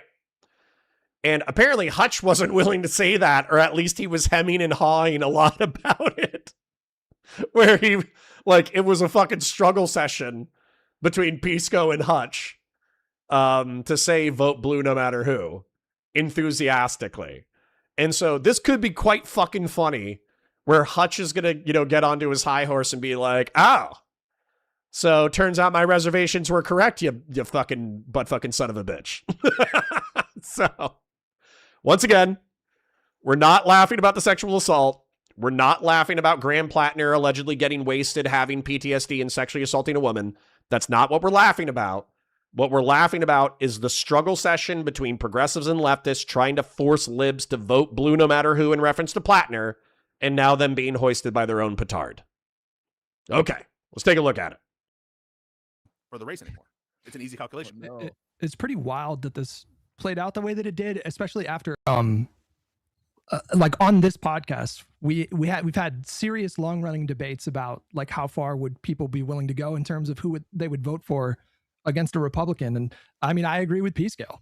If this played out and the reaction was there was no serious push to have him exit the race, then if I was a main voter, I would probably vote for Platner. But with every new scandal, that's where I am, so that's consistent. I appreciate that, because I'm if we're doing the segregationist and the Epstein thing, I'm this is not nearly as bad as either of those, right? And he's still better than Susan Collins. Sorry, guys, but it looks like he's not viable. So there's some caveats there. I've elected to just stop talking about the Platner situation. My concerns about Platner didn't go away, but as soon as I saw the Senate Democrats have a meeting with him, and then seemingly all indicate that they weren't gonna make any serious push to push him out of the race. At that point, I calculated, okay, well, there's not enough time to actually get this guy gone from the race. So, he's the guy, and so I'll donate $50 to his campaign. I just won't talk about it. But, yeah. I mean, it really is for me. If you don't feel that the country's in danger right now from what's happening around you, and you think that we're in a moment when, in my view, we're all on an airplane heading for a crash, that beggars can be choosers. In other words, I don't think that you realize or appreciate the same stakes that I do. And so that has always been my rationale in terms of supporting Platner, was an instrument to an end. And that end is to buck the presidency, and that end is to stop the corruption, and that end is to help Americans. To the extent that that's no longer viable, to the extent that that's no longer useful, right? I've never trusted Platner, as we've talked about multiple times. I thought he was lying about his tattoo. I think that he is a liar in general. I think he's just feeding people what they want to hear. I brought up specific instances of what he said about impeaching judges, et cetera, et cetera. But yeah, once that loses any force of convincingness, then yeah, obviously you should drop it. And additionally, it is, I think, more the allegations, the specificity, and the contemporaneous communications absolutely changes the calculation in the minds of normal people, as it should, right? And they don't have the same kind of easy to put up rebuttals regarding the first woman that came forward and the nature of her allegations, which were not rape. Okay. I'm sorry for laughing. Once again, I'm not laughing at the sexual assault. I'm laughing at the shift in tone. Okay? Because the shift in tone, guys, tell me if I'm tripping, okay? Maybe I'm tripping. But I feel like a month ago, 2 months ago, they were bullying the shit out of Hutch, and they were bullying the shit out of anyone who was hemming and hawing about Platner, because they were like, no. You guys did it to us in reference to Kamala. You guys did it to us where you said vote blue no matter who. We were objecting over the genocide. We were still saying that we should, ultimately support a Democrat over a Republican. But because we were constantly hemming and hawing about the genocide in Gaza, you guys were criticizing us because we were insufficiently supportive during an existential race. And so fuck you. You know, you're getting your just comeuppance. It's your turn to vote blue no matter who. Suck a dick, you dipshits. Like that, in my opinion, that was the tone. That was the attitude a month ago, 2 months ago. So to hear this, you know, fucking tonal shift of like, well, I didn't really like him that much anyways. like, yes, you said the words, I don't like him very much anyways. But the tone was 100%, you know, the moderates and the liberals should suck a dick and vote blue no matter who. So, like, I'm a huge fan of this tonal shift. Bazraka! Thank you for the gifted. Thank you for the gifted. We do have about 15 minutes left on the goal. I am a little bit skeptical about whether or not we're going to meet it. Once again, I do want to thank you guys because you were so, like, fucking Diminished Darknut oiled a shitload on Monday, shitload on Tuesday. Grassroots was chipping in. Doobie was chipping in. Vazraka was chipping in. Shapingra was chipping. Everybody was throwing down cash. So if you're tapped out, I got no problems with that. Thank you so much for watching. I hope you're having fun. I myself am having a little bit of fun about this tonal shift. Let's go. Read the whole article. Is it that he broke into her house, or are we sure that it wasn't like a self-defense, like she broke into his house? No. Huh? He came over uninvited. Oh, that's she let him in. Wait, I'm sorry. I missed Defense rape? That's Is that what you wild. just? You don't remember that was No, in the it's a first reference to article the that dropped. comment. It was Trying to like, get someone were kicked to out of break that into my hotel. yeah, Bro. someone were to break into my house. You know what I'd do? Yikes. I see. I think there's like a larger conversation to be had right now in this moment. Shopping. Oh, thank you for the gifted, King. Appreciate you. And I think it's one about like where the electorate is at and where the discourse is at. Because I don't. To me, this is really alarming. I've long maintained for months that this campaign should have been over as soon as the oopsie daisy Nazi tattoo came out. Just full stop. Like, and it's fucking absurd, ridiculous, and kind of hilarious when you remove yourself entirely from the situation that it didn't end right then and there. And I can appreciate that people have frustration with Democratic Party leadership. I can appreciate the fact that people are frustrated. I have a lot of frustrations with them as well, but the fact that people were willing to overlook so many red flags, like really prominent voices in online politics, were willing to just look past what to any reasonable adult were obvious red flags, and then double, triple, quadruple down with each new story, I think is really, really, really alarming. Well, and I hope it's a learning moment. No, it won't be, Hutch. That's what I was about to say. Those same people will say, well, the establishment shouldn't have put up such a shitty candidate that we were forced to defend this guy. And he was the best compared to the garbage that the centrists put up. I mean, they'll never take accountability for any of this shit. Well, and I don't want people to. I don't want people to. Hold up. I don't think you can appreciate the political crisis that lefties believe themselves to be in, okay? So, Americans, such as myself, who hate communism and socialism, we will look at the millions, tens of millions dead under Mao Zedong's mismanagement of the Chinese famine, and we'll say, well, look at what direct command economies fucking do to their people, right? And we'll say, oh, look at what Stalin does, look at what Pol Pot did, look at what even Ho Chi Minh to a degree did. Look at what communist and socialist dictators do. Fuck them, fuck their system, right? But what progressives, social democrats, socialists, and communists argue is that we have enough wealth on the planet to take care of every single human being on the planet. We have the capacity to eliminate famine. We have the capacity to eliminate starvation and malnutrition. We have the capacity to provide healthcare to every single human being on the planet. We simply do not do so because within a free market, you are free to choose where your resources go. And so as a result, we're effectively genociding disabled people and brown people every year because we don't have the balls to seize political power and actually implement economic justice. Now, what I would say is that if you look at the people who came before you, I don't know, Joseph Stalin, Pol Pot, fucking even Adolf Hitler, they all justified their seizures of power within a dichotomy of either economic or social justice, and then they slaughtered anybody who didn't agree with their political philosophy. So I would rather live in a freer but more dangerous society that is materially more wealthy, where you can survive as long as you put in a bare minimum of effort, rather than bending the knee to this like fucking lefty dictatorial economic justice fucking dog shit rhetoric that has dominated socialist and communist movements the world over during the 20th century. I would rather just live in a freer but more dangerous society. So that puts us at odds. Because I'm saying, fuck you, I won't trust you with power. And they're saying, fuck you, give me power, or else you're complicit in the deaths of millions of people per year. And that's a political impasse. Okay? So I think what we're failing to realize is the willingness of leftists to overlook shitty behavior of their leaders as long as they serve the cause.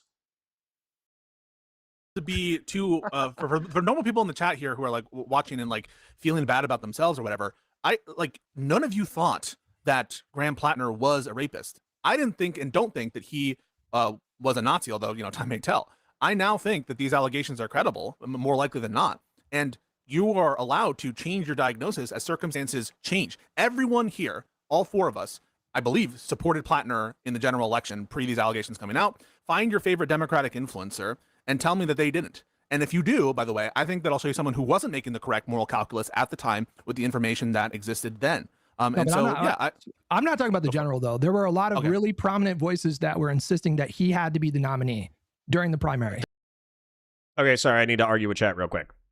Nameless Henchman and Beef Supreme says, this is also true of the right. Correct! Which is why I'm not a dissident right-wing freak who thinks that we're going to solve economic and social problems by hunting brown people for sport.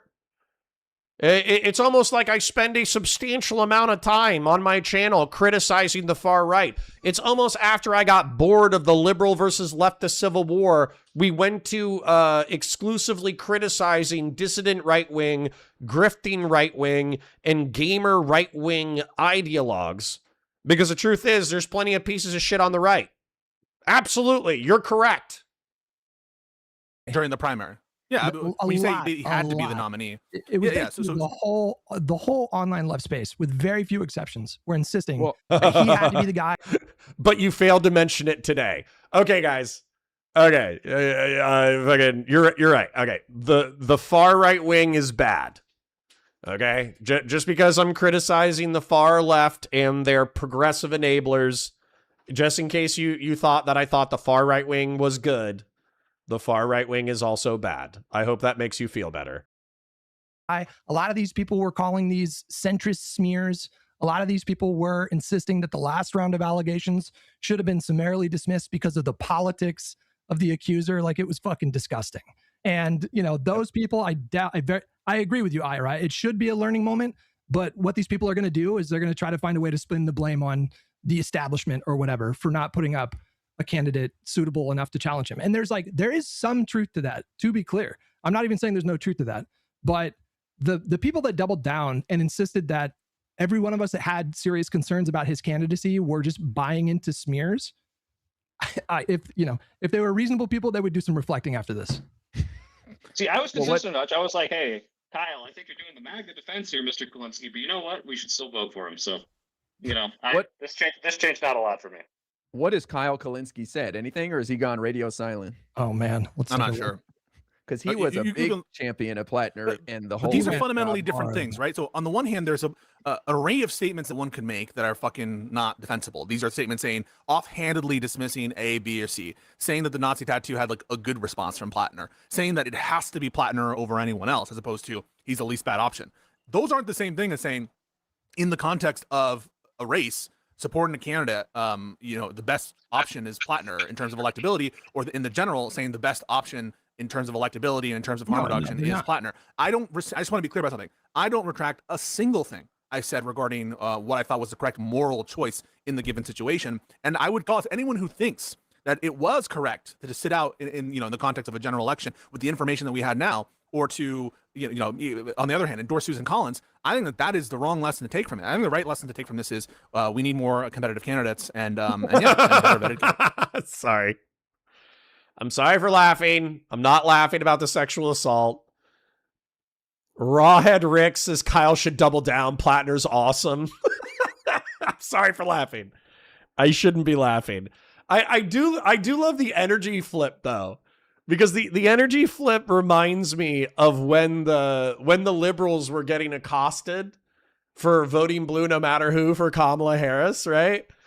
Nothing's changed, right? As a matter of fact, I correct me if I'm wrong. I feel like I just heard Soy Pill say that nothing's changed. Even in a race between Platner and Collins, he's voting for Platner and would encourage people to do so.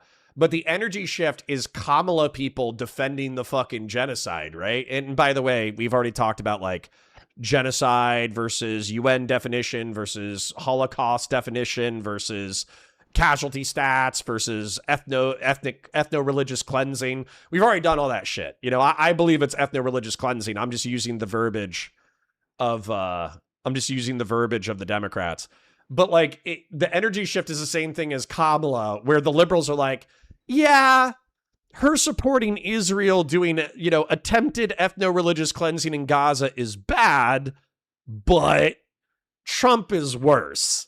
And that's what I'm hearing with the verbiage from Piska. And like, it always felt like very like tepid, very defensive. That's what I'm feeling as a shift with Soy Pill and Pisco, where they're like, yeah, I would still vote for Platner, but rape is bad. It's like, oh shit. That's a pretty big energy shift over the past month, I'll say. Well, I wasn't saying that you were in the same category. Oh, I'm not going at you, by the way. I'm sorry. I'm not trying to go after you. Hutch did, by the way. I remember distinctly when the New York Times story came out, Hutch was totally on the forefront saying, don't just dismiss them because one of them is related to the Heritage Foundation. Don't just dismiss the allegations because they're Republicans. Hutch has been, I think, calibrated with his critiques. And I don't think Hutch should get a hard time for donating to Platner either. Hutch was taking what I think, given the information that existed at the time, the right moral choice. And so I don't think that is anything to be ashamed about, Hutch. To be honest, I'm not. I'm not. To be clear, Okay, I would. Yeah, go ahead. -50, bro. Listen, it's not the first time I've spent money on a losing candidate, but I don't. Okay, Hutch, you and I bet both can own. How much did we dump into a Bernie campaign and he didn't win? Right? It happens. I gave him $1,000. I gave him like $1,000 or $2,000. I can't remember, but yeah. Hell yeah. Yeah, no, look, it was the right thing to do at the time. I'm with Pisco on this is a candidate quality problem in general.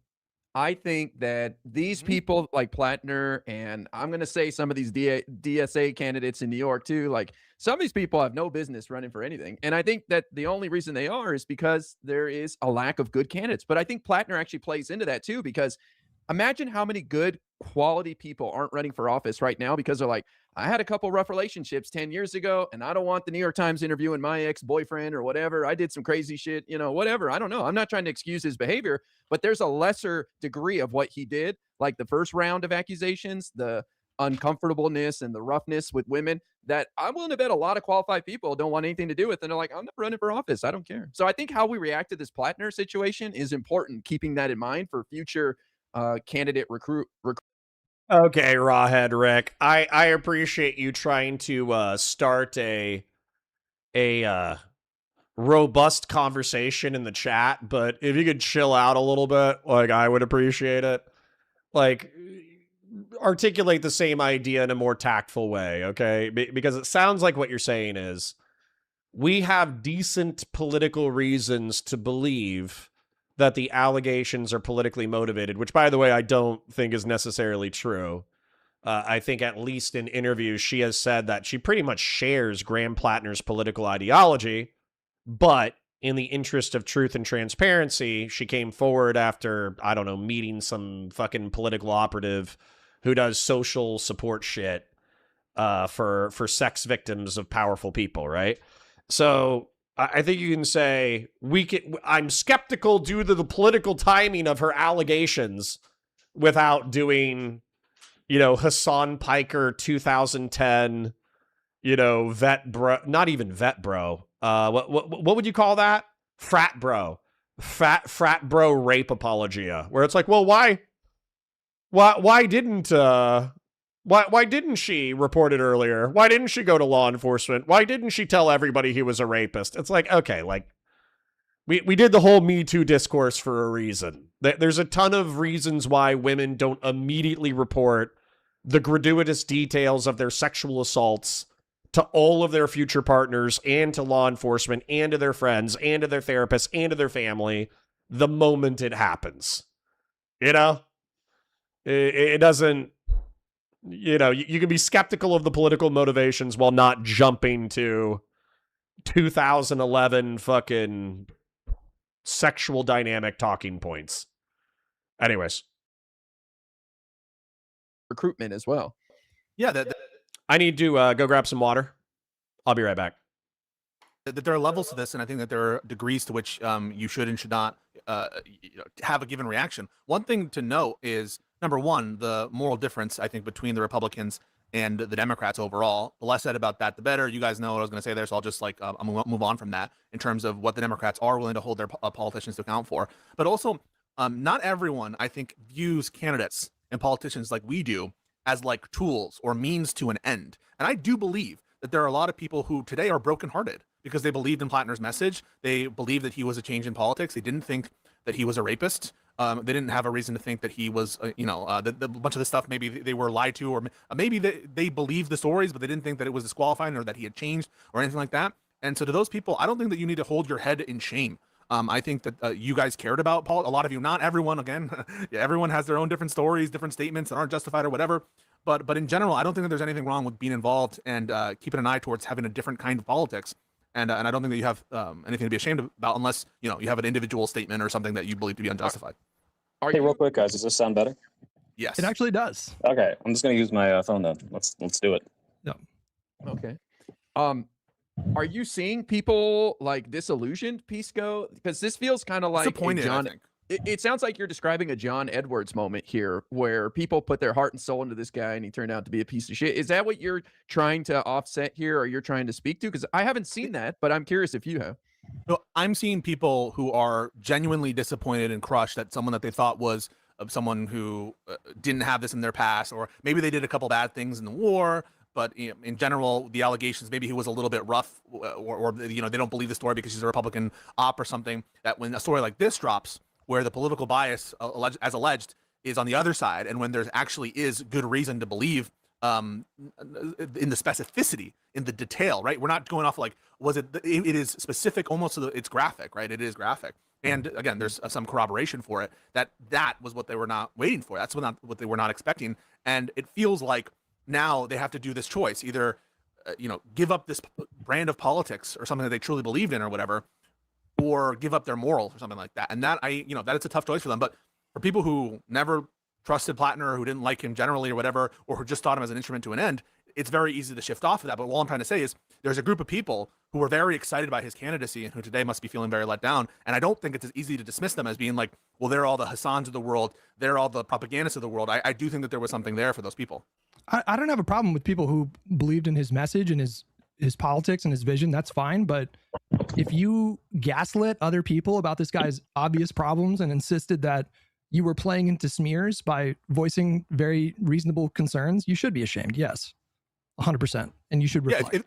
If you're lying or saying things that are unjustified in virtue of the evidence, or saying something without evidence, I agree with that. Well, not even lying, Pisco. I mean, we knew immediately once this Reddit stuff dropped and this guy was enthusiastic about going to war and killing people, this guy lied about his fucking Nazi tattoo. Like, past that, everyone was defending this over and over and over and telling us, no, smear, smear, smear. No, you're being, you're gaslighting. What happened to?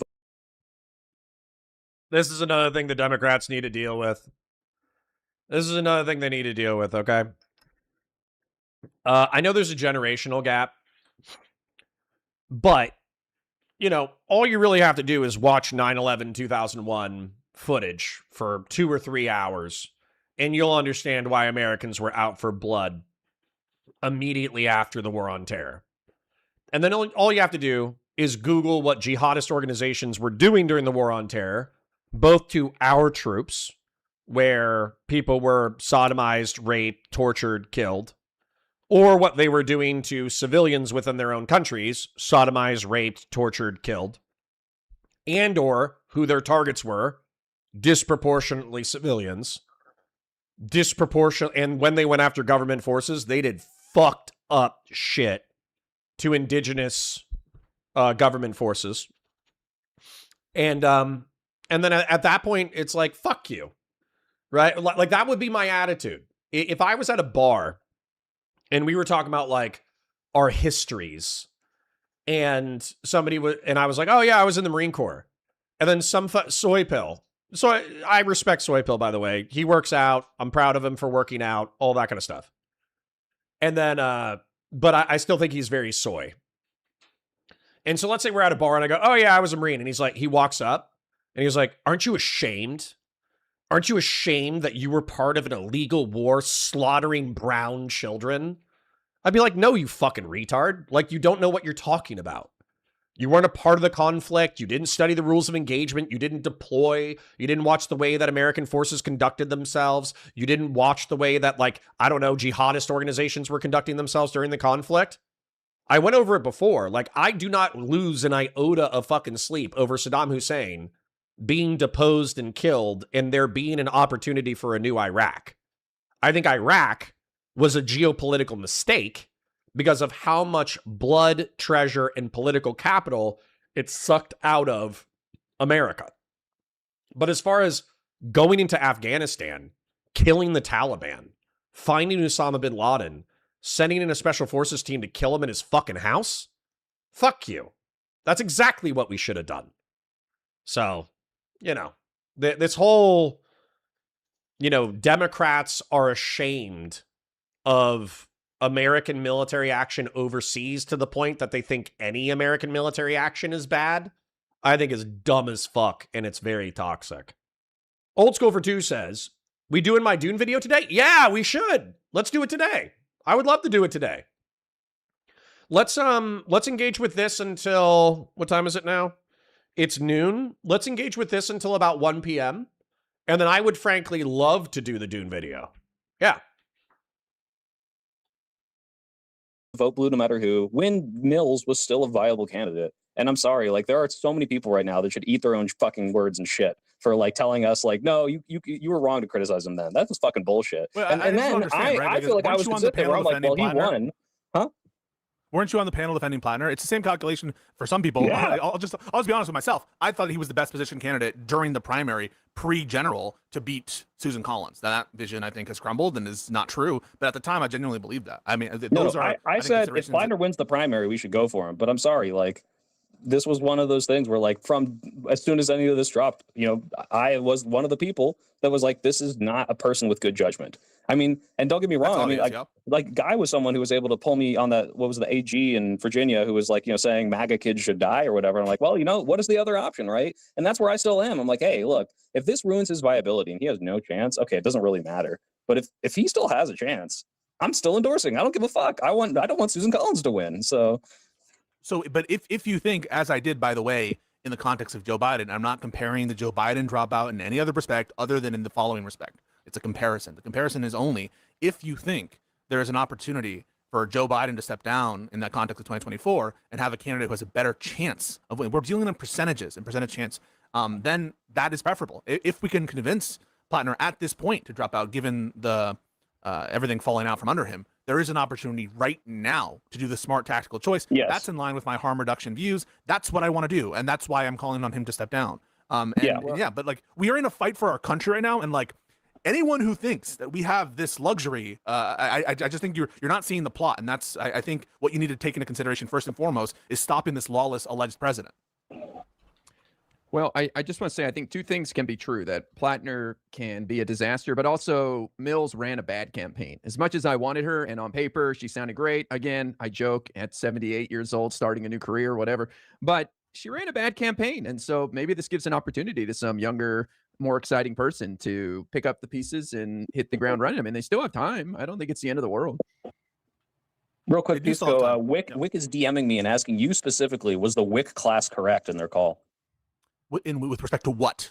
With their skepticism With respect of to Platner. what? Skepticism, yes, of course they were correct, and I always said so. And I was skeptical of Platner as well. So that we share. I was always skeptical of Platner. They were right to be skeptical of Platner. That doesn't change. What they're trying to bake in is with skepticism that it was the wrong call to endorse at X time. I don't buy that. I don't agree with that. That's a different question. You need to be specific about what you are correct about. Wait. Andy B, I appreciate your energy, but you're saying, I don't want to hear these people moral frog ever again. Why? Why can't I moral frog about two things simultaneously? Why can't I? Because Hutch was moral frogging about it. Why does Hutch not have the right to moral frog? So I was saying, as a matter of practicality, I would tolerate a shitty Democratic candidate that gave the Democrats a 51-49 majority in the Senate so they could impeach Donald Trump, because impeaching Donald Trump and damaging his political legacy is necessary into restabilizing American politics. So if he was a rapist, even if we had to lose, we didn't know he was a rapist at the time. We just knew that he was had a neo-Nazi tattoo, and there were some accusations that he was sexually aggressive. What is moral frog? It's moral and then the F slur. So FAG. So it's where you're freaking out about some kind of like moral indictment of a person, but it's viewed as either kind of like histrionic or false because you're being so extreme about it, right? And I think that you can both moral frog about Graham Platner being an alleged rapist and also a poor candidate because he had a Nazi tattoo. But you can also consistently moral frog about Donald Trump. Bear in mind, the Epstein files, we still have, like, what was it? It was like 3.5 million released files. Some of them heavily redacted in violation of the congressional law that was passed unanimously by both bodies. And then not only that, 3.5 million files that the fucking Department of Justice said, we're just not releasing these. Hold us in contempt. Good luck. And then Congress took no action against them. So yes, I think the President of the United States, who is sitting right now, is actively complicit in covering up an ephebophilic sex trafficking ring that he himself is implicated in. 1,000%. And I will moral frog about that every day of the goddamn week. I don't know if you guys know this about me, but I think having sex with children is bad. I even go so far as to say fantasizing about having sex with children is also bad. I know that's a radical take in online Twitch and YouTube political, in the sphere of the internet. I know that's a radical political perspective, but I'm going to stand by it. Oh, well, hold on. Let me read this. I'm saying you can't defend Platner and then turn around and pretend to care about Trump bad behavior. Yeah, you can. Because even Platner is accused of a single rape and some aggressive sexual behavior, whereas Donald Trump is implicated in the largest ephebophilic sex trafficking ring in American political history. Why couldn't you say, like, logically, yeah, maybe Platner's a bad guy, but he got blackout fucking drunk and had a weird consensual situation a decade ago. Trump's a bigger fucking piece of shit because he's implicated in the largest ephebophilic sex trafficking ring in American history. You know? Oh, okay, I get it. You're saying, okay, sorry, Andy B, I might have misunderstood what you're saying. You're saying you don't trust rabid partisans. And I agree with you on that. One of my frustrations with Pisco and with Josiah, and I love Josiah, I think Josiah is a smart guy, but is they are blatantly partisan, and I do think it blinds them sometimes. I can agree with you there. I don't remember Pisco like steadfastly, like what's the word? I never said the allegations are false. For Platner. Yeah, and even when it came to endorsement in the primary, the reason I endorsed in the primary is because the writing was on the wall in Mills' campaign. Mills was losing. She was down 30, 40 points. And not only that, when you saw the polling that exists then, now it's different, of course. Now it's different. As we got closer to the primary, in that context, the matchups were not good for Mills, and Platner was favored. And so all of that to me indicate, and the better contrast, intuitively, I thought the contrast between a younger candidate, a younger male candidate, and Collins, it would be beneficial to Platner. So all of that was running through my head in terms of what is the best electorally optimal outcome. And I will not apologize for that calculation in the moment. I think that they were right to be skeptical about Platner. I was skeptical about Platner, and there were tons of red flags. They're not wrong about that. Yeah, I think Pisco and I both said, look, the guy's lying, but we accept it and compartmentalize it. And I figured he's lying for whatever, to save his marriage. He's embarrassed or whatever. Doesn't mean he's going to be a bad lawmaker and lie about stuff to the American people. Maybe, but I don't know. The people of Maine are the ones who decide. They chose him overwhelmingly. The most people since 1918, ever since Maine started counting by popular vote for Senate statewide, came out and voted for this guy as the Democratic candidate. He had independents voting in the Democratic primary 3-1. So the people of Maine wanted him. And so what can we do as people who don't live in Maine, but support their choice and wish him the best? So I don't think anyone's kicking themselves over supporting this guy. And now's not the time to be like, I told you so, and laughing at people. Now's the time to pick up the pieces and figure out where we go from here. On. But, yeah, what are the... Wait.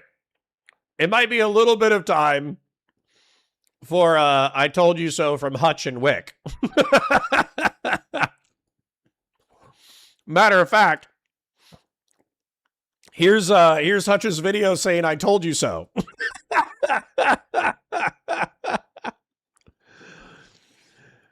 Oh man. I would watch this, but I actually want some contention. I'm actually enjoying the contention between the people who were previously sweeping super fucking hard for Platner, and now they're forced to do the Kamala Harris tone, versus Hutch, who was always very critical of Platner, and now he gets to claim a little bit of a victory lap while still it being a terrible political situation. I'm actually I'm a huge fan of the I told you so. Viable options. I mean, like let's say this obviously tanks his polling, right? Like, most people seem to drop a support of this guy. What are we going to get Obama to move to Maine and run? Like, are we going to just say fuck it, it's lost? Like, what's the actual viable option? Again, there have been pollsters that were commissioned to run like Collins versus 8 other Democratic politicians that are known in the state of Maine. There was one name that I saw that was polling 2 points ahead of Collins. So like, it's not ideal in any sense. The fact that this came down to the 11th hour, similarly bad situation as to what happened with Biden. It's obviously not ideal, but well, someone says nominate Flo Balogun. What happens at this point? Does he anoint someone? I think the party picks someone is what I remember reading. If he drops out, then I'm pretty sure the Democratic Party in Maine just pick who the nominee is going to be.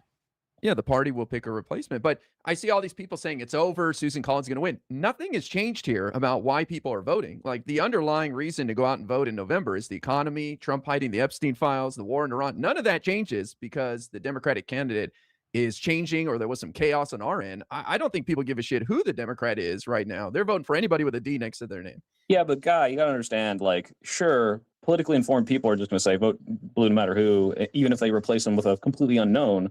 But if people don't know who the replacement is, which is very likely, and actually this happened to me, we can briefly touch on that idea. Like, we had Gonzalez on last week, and I did some phone banking. A lot of people just didn't know who she was. I mean, Hickenlooper just has so much, history there. If they don't know who they are, and she ran like a very short campaign comparatively, I think, to other people, and they're just not going to know who. Wait, Shapingro. And some of my conservatarians. I'm happy to have you here, and I'm happy you're saying what you're saying. But I'm going to push you a little bit, okay? So you're saying, in this analysis, there's no limiting principles. These people are principleless. Victory is the only thing that they're concerned with. I understand that you specifically might not be representative of the following statement, but I do want to make this statement. When it comes to January 6, 2021, there is no reason to sweep for January 6, 2021 unless you are truly an unprincipled sack of shit who only gives a fuck about victory. There's no reason.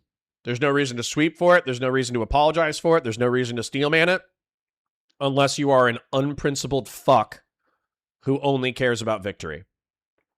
Then, I would say that in reference to the Trump administration, he has violated a shitload of my principles. It's basically the Constitution of the United States. Like the 4th and the 14th should be held in as high esteem as the 1st and the 2nd. And arguably, the Trump administration has been chipping away at the 1st in reference to immigrants and their alleged capacity for free speech. I don't give a fuck about that because, you know, they're pro-Palestinians. You know, I'll let a little abuse of the First Amendment slide. But it's fucked up, and I shouldn't let it slide. And then when it comes to the 4th and the 14th, that should be inviolable to everybody. The 4th, the 14th, and the 8th. Because due process of law, equal application of the law, and prohibition against cruel and unusual punishment, that affects all of us. If we eliminate due process, if we eliminate equal application of the law, and if we eliminate prohibitions against cruel and unusual punishment, we are fucked. Right? I'm happy the courts have pressed against the Trump administration. I'm happy that the Trump administration is getting fucking pressed even by some Republicans when it comes to their more extreme violations. But it shouldn't be tolerated at all. It should be viewed as fundamentally un-American. So, Nameless Henchman is saying, oh, I'll never analyze how the Republican Party became this fucking monster that still overwhelmingly supports Trump. No, I understand it. I don't like it. But I don't think the solution is abandoning of the mythology or the abandoning of principle. I think it's doubling down on principle. You know? Weird. Real close to the end there. It was like 4, right? After the ballots came in. But hold on. You're saying that name recognition was everything, but that was not D versus R. That was 2 Democrats. True. Yeah. So I'm just saying, like, when it comes down to it, people are voting on the economy. They're voting on Trump. This is a referendum on Trump, not on the Democrats or who the Democrats are putting up. I don't think anybody gives a shit who the Democrats put up, which there seems to be a lot of evidence to support that. So that's what I'm saying. Like, I don't think this changes much. Yes, it's drama. Yes, it's chaos. But our voters going to go, I can't vote for the Democrats. There's too much chaos over there. This guy dropped out. He did weird shit. Are they going to go, I got to vote for the person who's going to make life more affordable for me? I mean, look at what happened when Kamala took over, right? So like they broke, it was 2 straight days of breaking fundraising records. And so hopefully the party makes a good decision. And I'd like really hope they don't pick Mills. I think that would be a disaster. But, you know, if they pick a younger face, then that person might be met with like a deluge of donations. So, yeah, I would not say that this race is like unwinnable now at this point. A generic Democrat versus Collins right now, I still like those odds in the current climate. So I think Guy's right about that. I don't know if you're right about like they don't care who runs. I think a lot of people. This is the meanest comment in Counterpoint's history. Soy Pill trying his best not to look small against that Lenovo PC. That is the meanest shit anybody has ever said on this fucking channel. Listen, he's got a good build. He works out. I can tell he works out. But now I am very much wondering about his height. That was fucked up. People definitely care. They care enough to not want to support this guy.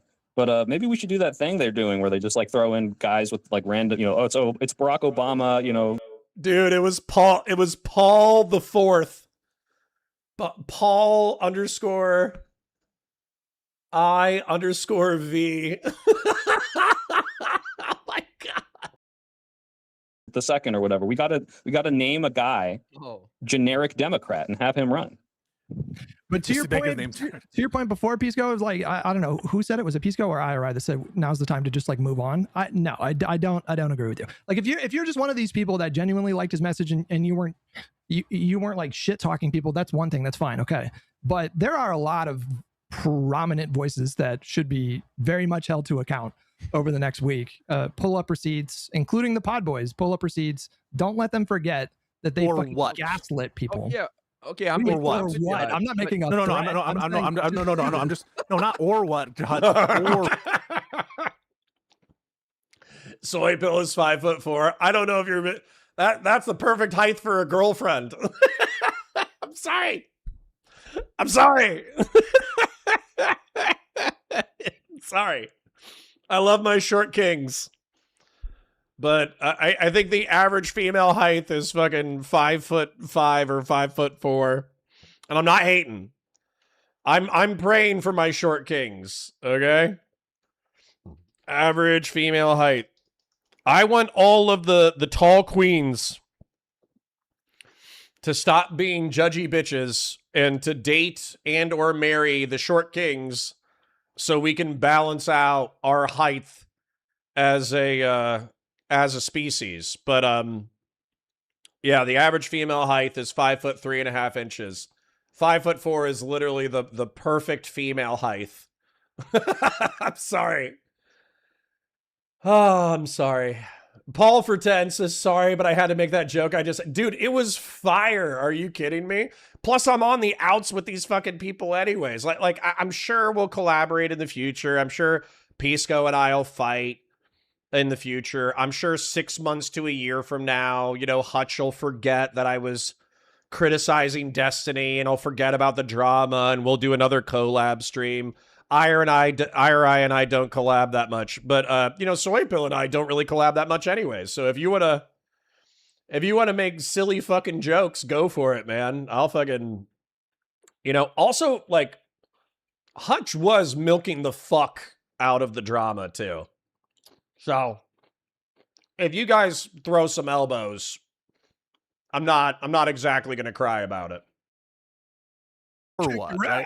No.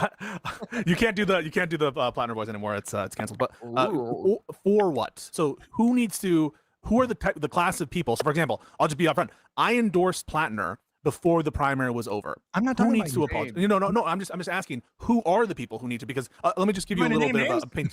No. Come on, name names. For what? The question is for what? What is the thing that is the wrong flag? For gaslighting us. They regarding what? The fuck out of us. They told us that these things were like not that big of a deal. The establishment is going after him. It's not. It's not nearly so serious. They ran. Those people. The establishment people always. Yeah, there's a standing cringe and standing criticism that establishment shit. And here I'm looking at the Jank Ugers of the world. Yes, the Hassan Pikers of the world. Those people always yeah, for sure, 100%. I mean, to Hassan's credit though, he like tepidly endorsed Platner. Like to my knowledge, I don't think he was ever like fully in the tank. But the problem, like the amount of people in this space that ran the most insane defense for this guy and fucking gaslit the rest of us. They should take a hit in their credibility, in my opinion. They should be. Did you apologize for endorsing Joe Biden? No. No. Okay. So here's what I agree. I agree. You should. No. That's not the same thing. No. Wait. Pisco, can you let me get to it? Can you let me get to it? So there were a ton of people. Let me get to it, please. But real quick, the equivalent would be Hutch. Did you defend the dementia stuff, where you're like, no, his brain's fine? I still. No, I know that. Yes. No. Let me get to it. Soy Pill. Let me get to it, please. Sorry. I know we fight about this amongst chat, but I do love, can you guys feel the energy build up in the room? I understand this is increasingly less productive conversation, but for some reason I enjoy it more. Dude. Biden was fucking losing it. Anything else is fucking cope. Okay? You're like, you take a half dozen clips of Biden looking lost, and then that adds up to Biden fucking No, dude, listen to him on a fucking teleprompter. Listen to his last State of the Union on a teleprompter. It sounds like his voice and brain are barely able to track the fucking teleprompter. We've all been there. I've had grandparents. You can't fucking bullshit me about when old people start to get fucking old and frail. You know? You can't fucking, you can't bullshit me about it. I think so. So anybody who's like, no, Biden was great. Biden was strong. I'm sorry, man. You're just fucking coping. You're just coping. There's no other way to do it. You're just coping. You're looking at some good clips and you're like, nah, he's based. That motherfucker, well, Biden is better than Trump all day. Sure. But I think I actually said that I would trust a non-sentient piece of furniture over Trump. So when you say, like Trump's coherence, number one, Trump is not coherent at all, even when his brain is working. But number two, his coherence being comparably better to that of Biden doesn't make him a better candidate. You know, if you're more coherent about bad shit, that doesn't mean you're better, right? Biden is a great decision maker even today. Okay.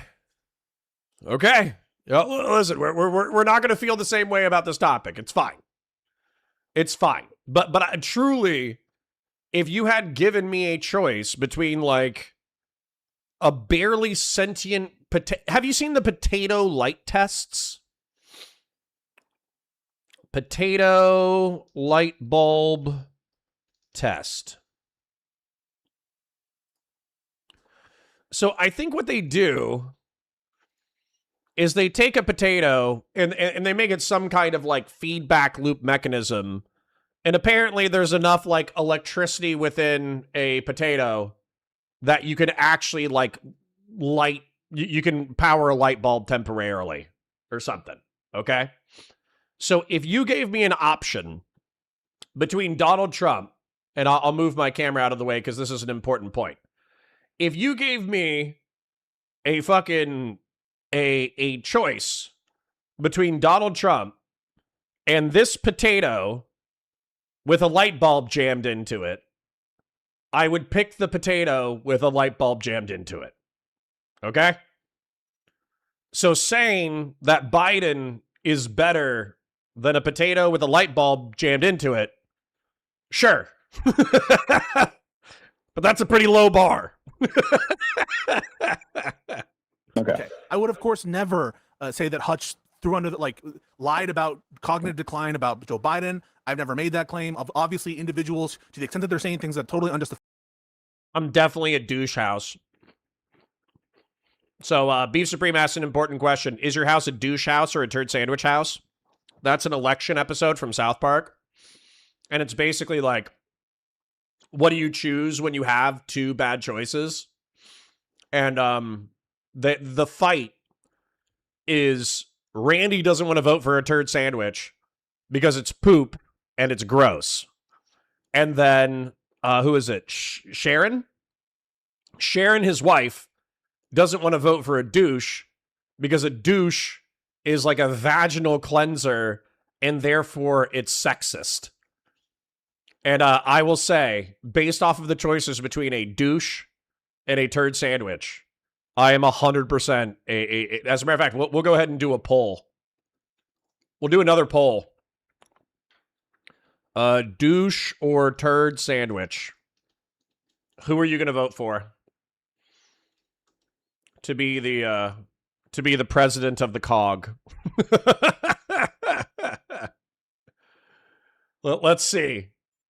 Justifiable, who are smearing people without any good evidence. I saw Cenk Uygur, I just responded to this, go after McMorrow, said that she dropped out because of AIPAC. All this shit is fucking disgusting. All right, so there's that class of thing. The people who are in that brain rot scenario who said those brain rot things. Here's what I don't abide, right? The people who, after Joe Biden dropped, for example, saying like, we're vindicated. We are vindicated because all you people, we stood out and did not endorse Joe Biden.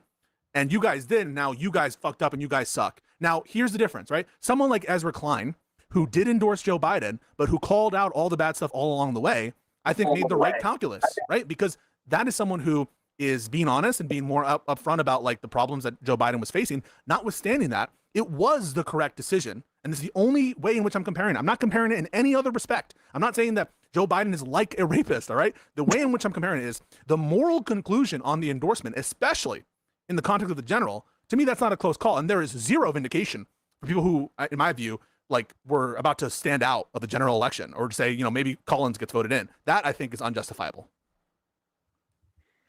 Damn.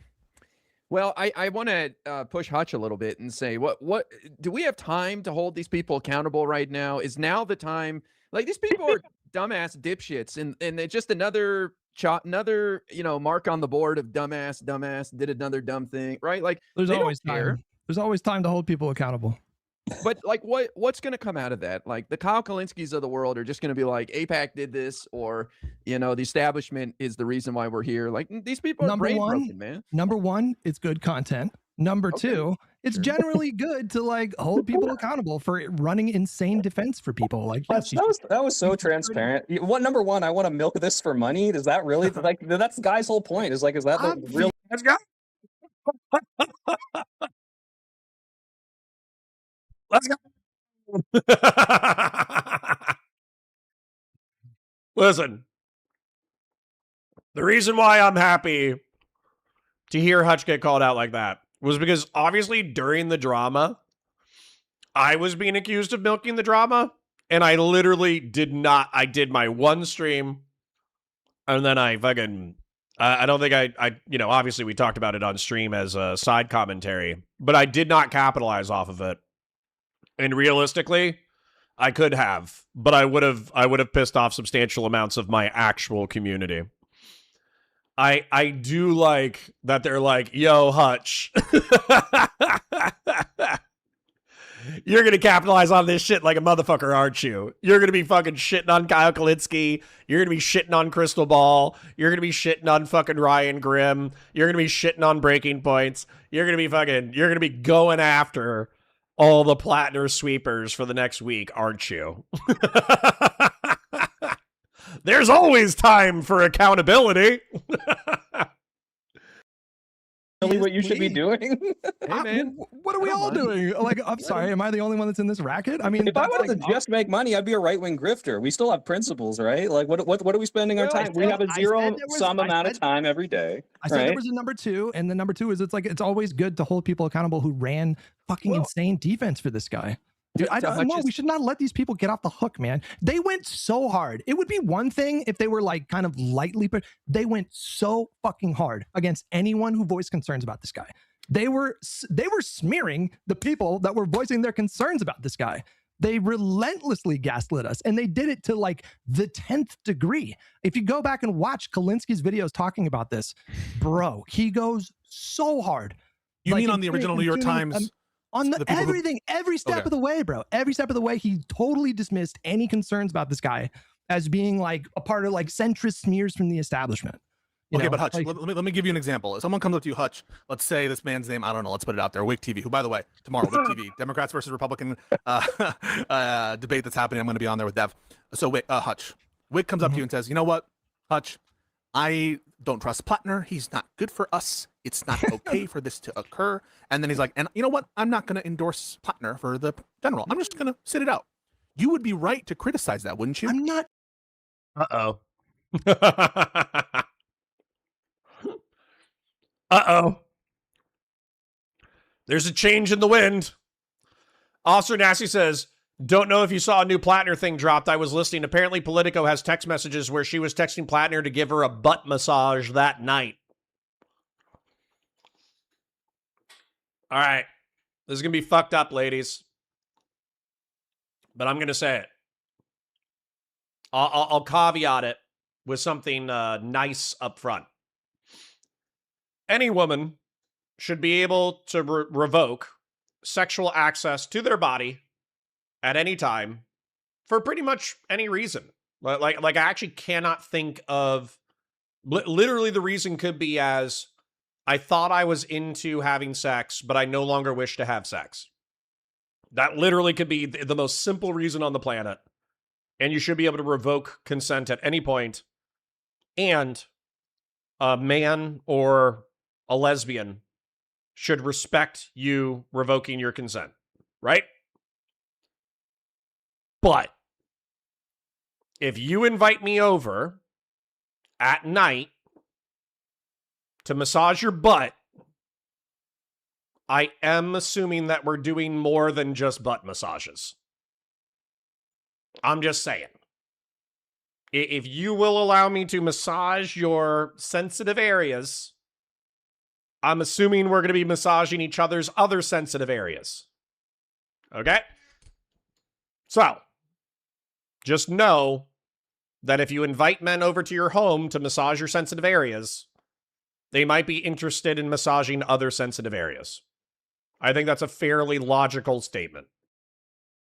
Talking about I'm asking you the question directly. You know, I know you're not. That. I'm asking you to answer it, Hutch. So in that situation, it would be correct to criticize someone who's holding out an endorsement in that context, correct? In my opinion, yes. But you know my position. I'm like maximally blue no matter who. But that's what I'm just trying to clarify for the audience. That we all agree with that fundamentals. And the people who you are saying are smearing, who are being incredibly overly harsh in ways that aren't justified. So somebody says, no such thing as platonic butt rubs. They probably exist. You know. I've gone to a massage therapist and they've massaged my butt cheeks and I didn't have sex with them. But I was paying them specifically for a massage, not for sex. So, yes or no, do platonic butt massages exist? Yes. They exist in Plato's plane of forms.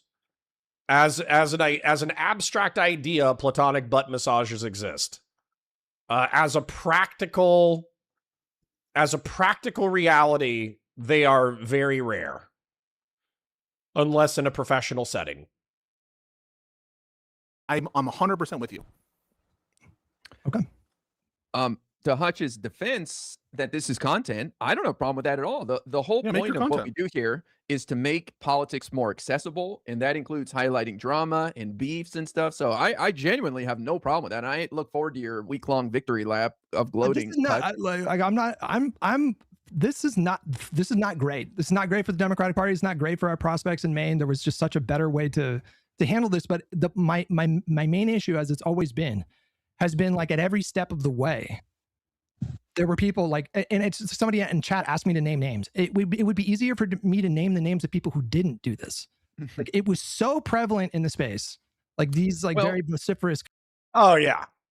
If Henry Cavill invites me over to massage his butt, we fucking, you know, that's crazy. That's crazy. Like I'm not even gay. I don't even want it.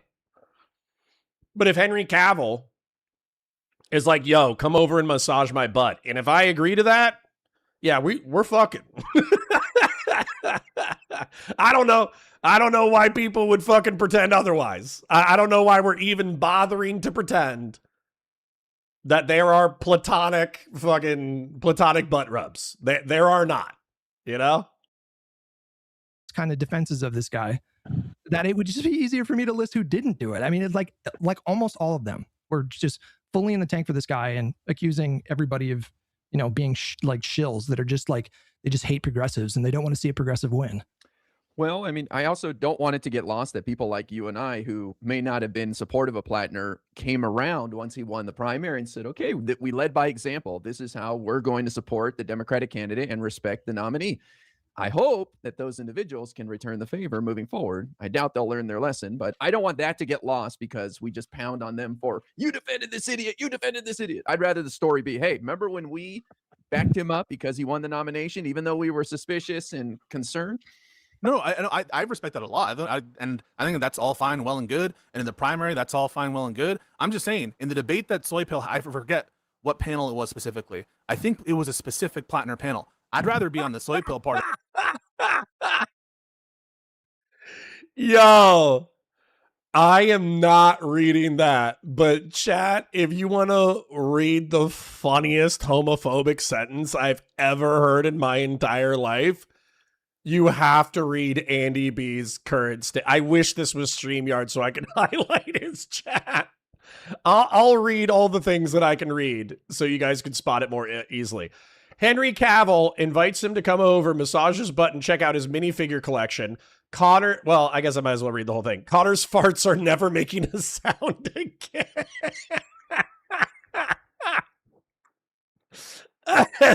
That is vile.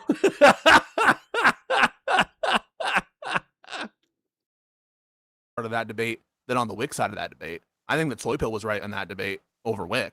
And so that's all I'm trying to say is that, yeah, 100% makes sense from a strategic, from a harm reduction perspective. Now to call on Platner to resign, 100%. And nothing changes before. We are still faced with that threat. And it's time for us as a party to find someone who can beat Susan Collins. And that's the spirit, I think, in which IRI is saying, let's move on and get to it because we want to win. I would like to ask Pisco and Soy Pill, because you guys are in some more left circles, not accusing you of anything, just saying Hutch and I can't seem to stand these people, but you guys are interacting with them. Do they feel like this hurts their chances of further left and more progressive candidates winning now? You said, Pisco, that they're kind of disillusioned, but do you think that they see this as, holy shit, our movement is screwed?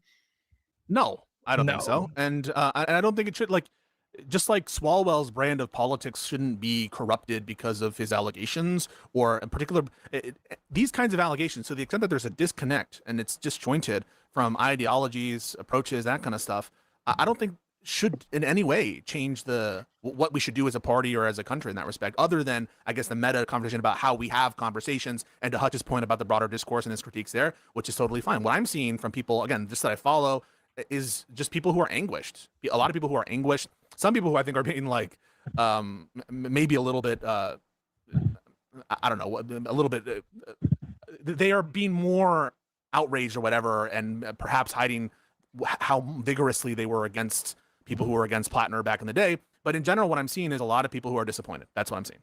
So is there no blaming of AIPAC? Anything like that? I'm not seeing that. Okay. Just curious. Yeah, No, wait, no, Jank. Wait, no, sorry, I'm wrong. I did see that. So I saw Jank post something like, "This kind of inquiry would never happen of a." Okay, K-Rap. I'm not reading that one, but I see you. I see you. Susan Collins type. And so actually, I'm going to take that back. There are people who are, I think, including Cenk Uygur, who's one of the biggest left-wing commentators, who are continuing to say that, like, I don't know, AIPAC is somehow behind the double standard or something. Cenk is like the last warrior standing. Like, basically every left-wing account that popped up on my feed tonight was, you know, who had previously been supporting him, were saying, okay, this is the final straw. But Cenk is this the one right here? Still in the trenches. He's done like 10 tweets about this. You know what's an enormous scandal in the main Senate race, guys? Susan Collins has taken $1.8 million from Israeli lobby to betray Americans and serve another country. But legacy media covers that kind of treachery and corruption, so they don't even cover it, or they love that kind of treachery. Excuse me. Yeah, it's despicable. Yeah, like I guess this is like deflection to AIPAC. Wow. Yep, got to get Israel in there somehow, I guess.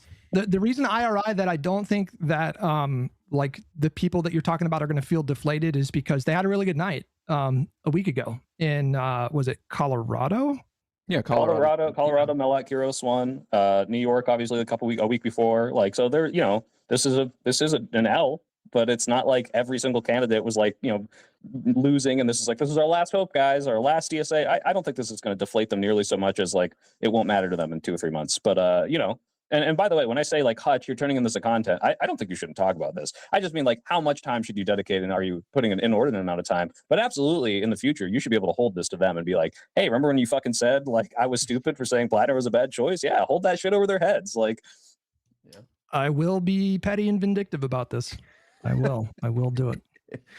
Yeah, obviously, by the way, I would grant that in retrospect, he was obviously the wrong choice in retrospect, right? I'm just saying at the moment, there's different information that's available, and you would be irrational to, I think, not consider updates on our priors as time went on. And let me give you the other alternative. Let's say that this story never comes out, and it really was the case that the only information we had regarding Platner was what was available, you know, before this dropped. In that case, I think you would look sideways at someone who chose to sit it out, who was relevant to endorse. And so, yeah, I think that all is that there's different layers to this. And different kinds of things can be criticized differently, like an endorsement in the primary, an endorsement in the general, deflections, obvious bad faith arguments, et cetera, et cetera.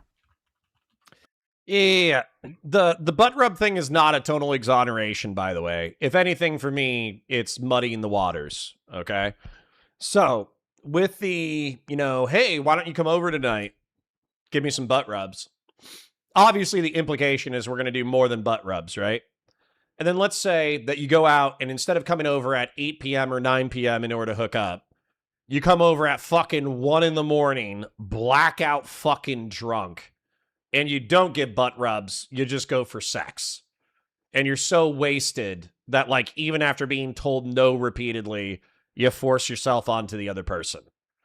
Obviously, that's even, like, for me, that's almost more likely that they had not only a prior sexual relationship, but he had decent reason to believe that they were going to engage in sex that night. But a woman, like I said, should be able to revoke consent even at any time, even for the reason of, I thought I wanted to have sex, but I don't want to have sex anymore, right? Like that's still a valid reason to stop a sexual engagement.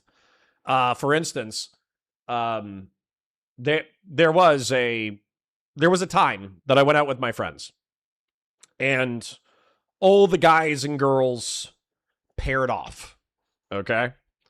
And I was paired off with the least attractive girl. And I was not interested in hooking up. And she did, like, every desperate dude's playbook to try to get me to hook up. Like, oh, everybody else is hooking up, and, I think you're cool, and I think you're good looking, and blah, blah, blah, blah, blah. And I was like, nah, can we just chill? Can we just hang out? Can we just chill? Can we just hang out?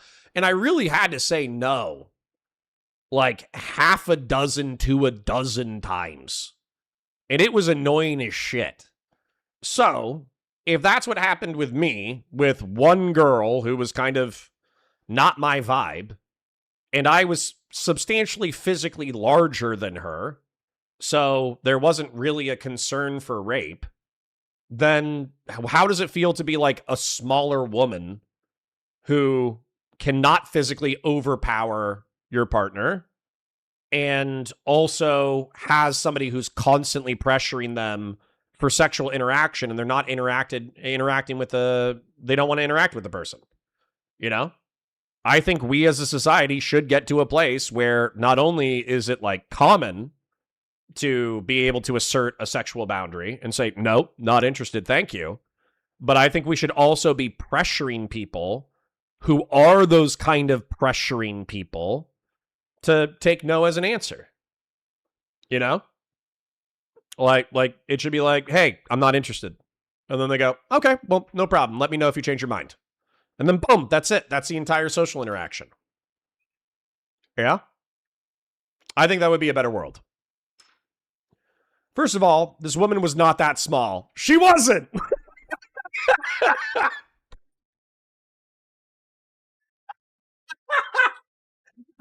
No.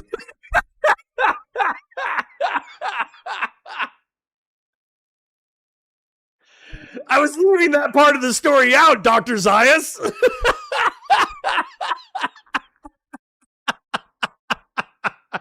No way.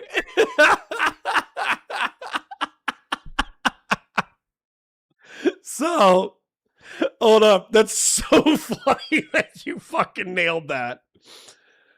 So what had happened was 3 dudes hung out with 3 girls. One of the girls was my friend's sister.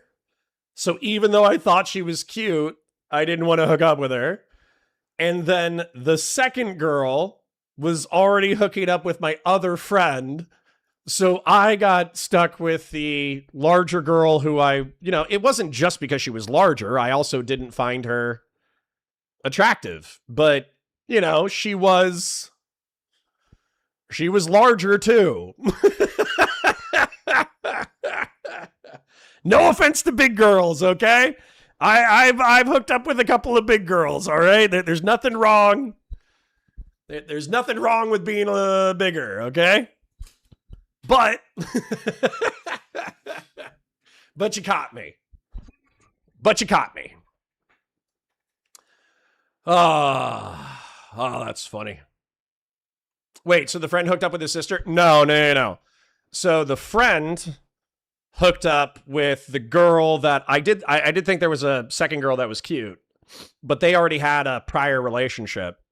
And then the sister hooked up with the other guy because we'd known each other and it would have been awkward if we did hook up. So I just hung out with the not as attractive girl. Yeah. Yeah. Got to carry a decoy wedding ring. Well, number one, I think I was only like 20 at the time. I think I was only like 20. And then not just that, but like, I didn't want to cockblock everybody else. Everybody else was having fun. So I just wanted to hang out in the jacuzzi and not hook up. But I didn't want to cockblock everybody else. So, anyways. Right. Yeah, no coaxing, no pressure, none of that shit, no intimidation. Exactly.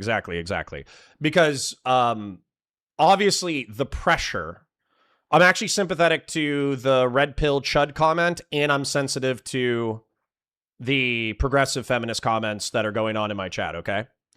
So, I agree with Fatsimo that pressuring somebody into physical interaction is not rape. Okay? Pressure, like social pressure in order to say, hey, we should hook up. That's not rape. It's aggressive. It's antisocial, but it's not rape. But I agree with Leah that a better society would be one where we basically go, hey, you want to hang out? And then the other person says, yeah, actually, I do. Or, hey, you want to hang out? And then they go, I'm all right. Let's hang out with the group. And then you just go, okay, let me know if you change your mind. That is a better world, in my opinion. Oh, man. I just think this is... We haven't seen this a lot, right? Like Biden dropping out and now this, if he drops out, which sounds like he will. So it's kind of unusual, but I feel like, this is to be expected in today's crazy, fast-moving political environment. We should get used to more stuff like this happening. It shouldn't, I guess I'm just not shocked at any of this. I'm like, whatever, man. Just, this is the ride, we just roll with it. Thank God it happened now and not in 2 weeks when the deadline passed and they can't get a new person in there, So thank you, lady, for coming forward with your fucked up story. I'm sorry that happened to you, but at least the time. Well, obviously the establishment told her to come forward in time for them to get a replacement guy. So True. Well, here's the thing. Platner denies this. Does nobody believe him? I don't believe him. I'm just curious. One, I do think that he is a liar, and I just think that he has. That's been true to me. I think he lied about the Nazi tattoo, about when he got the Nazi tattoo. I think he lied about the fact now clearly that there wasn't anything else dropping, right? He lied to leadership about that. That was all reported. So the guy's a liar. I don't believe him. I do want to say one last thing on this, and that is, do not ever let a fuck-ass Trump supporter tell you that you supported a rapist, because they're all Trump voters and they have no ground to stand on. I'm sorry. True. All right. So I think we got what we're gonna get. I think we got what we're gonna get out of this, which is effectively the energy has shifted.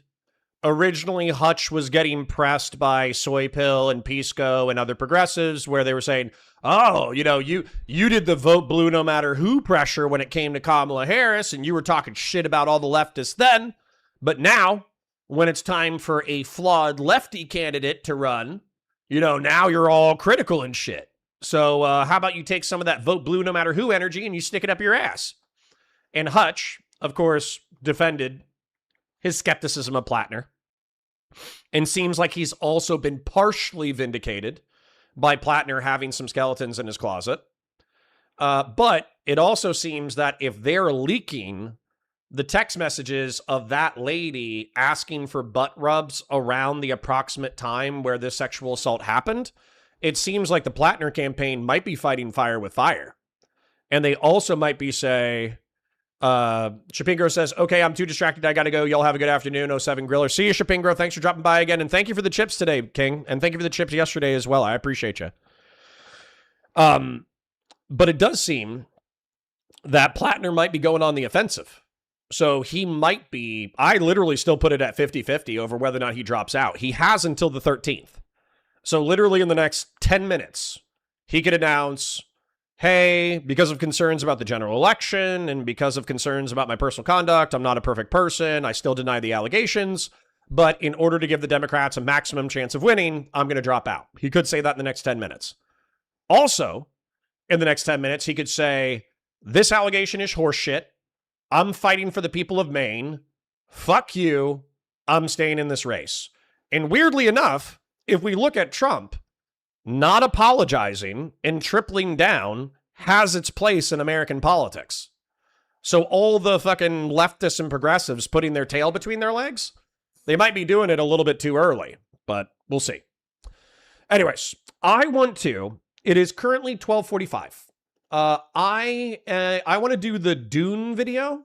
What is it? The terrifying morality of Dune. Morality of Dune. See if we can find it. The terrifying psychology of Dune. So we had a little, I think it was a chip or an oil. It was like $20. It was something like that. Old school could remind me, but basically he wanted to do a sci-fi analysis instead of just a geopolitical Twitch and YouTube political analysis. And I'm down. I think we are where we are right now, where the Platner thing's hitting, the Iran thing's hitting, but there's not really like a heavily determined outcome. Platner could stay in, he could drop out. Iran could calm down, it could fucking unravel. There's not a lot of solid shit that we can say about those two current events.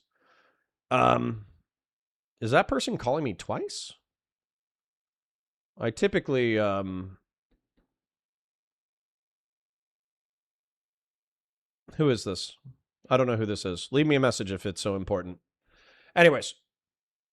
There we go. Old school with the Oli oil with another $20. Thank you. And Nameless Henchman with the 2 says, nobody chip in. I'm tapped. Doobie hit his limit. Happens to the best of us. Seriously. Today was a little bit of a slower day, but I am not crying about it. You guys were incredibly generous on Tuesday, incredibly generous on Monday. I'm not worried about it at all. I hope the core of the cog is still having fun, and I'm going to thank the people who have donated. Give me 1 second. We got 1 second. Old School for 20. Nameless Henchman for 2. Paul for 10. Old School for 2. Shapingra with the gifted. Vazraka with the gifted. Fell Runner with the 10. iCup with the 20. Old School with the 2. And Doobie with the 10. So, thank you, kings and queens, for your viewership, and thank you for your financial support as well. Let me go ahead and do a little intro as if this was a segment. I don't know if we're going to turn this into an actual segment or not, but, you know, it's still going to be fun. So, woo. Hi, guys. Welcome to Counterpoints. My name's Connor. I'm a science fiction, politics, and philosophy nerd, a Marine Corps and law enforcement veteran. I would argue a real Republican. I'm trying to be a rhino. A Republican who is honest, has integrity, nuance, and objectives. But today, we're actually not going to be breaking down. We're not going to be breaking down politics right now. We're going to be breaking down sci-fi, which is one of the other things that I do. I have 3 science fiction channels, arguably. I got Counterpoints 40K, which is a moderately successful Warhammer channel. I got Counterpoint Sci-Fi, which is doing numbers right now, and I hope to be monetized in the next couple of months. And then I do have Counterpoint Star Wars, which is lagging in the metrics, but I think it's mostly a copyright issue where Disney is very aggressive about copyright, and so they keep striking my shit over and over again. And so I have to like fight them on the fair use stuff over and over again, and so I think YouTube is deprioritizing it. But I'm still going to keep going with the channel because, truth be told, there is a lot of cool shit to break down about science fiction. So if you're into Star Wars, sci-fi, or 40K, then type in Counterpoints 40K, Counterpoint Sci-Fi, or Counterpoint Star Wars into your search bar. Go check out those channels. Now, Dune is arguably one of the largest and most powerful sci-fi series of the 20th century. Truly, like, almost every sci-fi entry has some kind of parallel or reference to Dune. It is just that big. It is just that powerful. The way I talk about 40K is the way a lot of people talk about Dune. And also, a lot of people who are fans of both will, they will basically say 40K ripped the core of Dune out and used that as the skeletal structure for Warhammer 40K. And so I, of course, will be breaking this down as a part of the Sci-Fi channel, but I'm going through it chronologically. So, hold on. Oh, I don't know what you guys are saying. Well, QC John says the ground is tilled. Okay. Oh, okay. Here we go. Okay, my fellow coggers, I'm going lurker mode. I have to get the tractor and till some ground that was washed out during the storms and try to get some plants in the ground while I still can. Okay, cool. Appreciate you, well, QC John. Happy tilling. All right. So let's take a look at this. The terrifying psychology of Dune. I'll be pausing intermittently to break it down. What if I told you that Dune is a masterpiece, not just for the story, but for the hidden philosophy that writer Frank Herbert carefully embedded into every single chapter? Herbert spent 6 years researching the psychology of why humans surrender themselves to charismatic leaders, and once you understand some of the key concepts he folded into the narrative, I guarantee you'll have a whole new appreciation for this amazing story. Let's get into it. Author Frank Herbert got the idea for Dune while, unironically, studying sand dunes. In 1959, he was assigned to write a magazine article about sand dunes near Florence, Oregon. In a biography written about Frank Herbert by Tim O'Reilly, it reads, Herbert became fascinated by sand dunes, the irresistible way they move, swallowing roads, houses, and on occasion entire towns. He saw real drama in the effort to control dunes by planting hardy grasses instead of building walls. The article was never published, but Herbert was hooked, both on ecology and on sand. Around the same time, Frank became obsessed with hero worship and its oftentimes disastrous effects on mankind. In an article... Sorry, that's the most autistic shit I've ever fucking heard in my life. Hey, bruh. How did you create one of the most publicly revered science fiction series on the planet? Oh, I was a journalist and I was assigned writing about sand.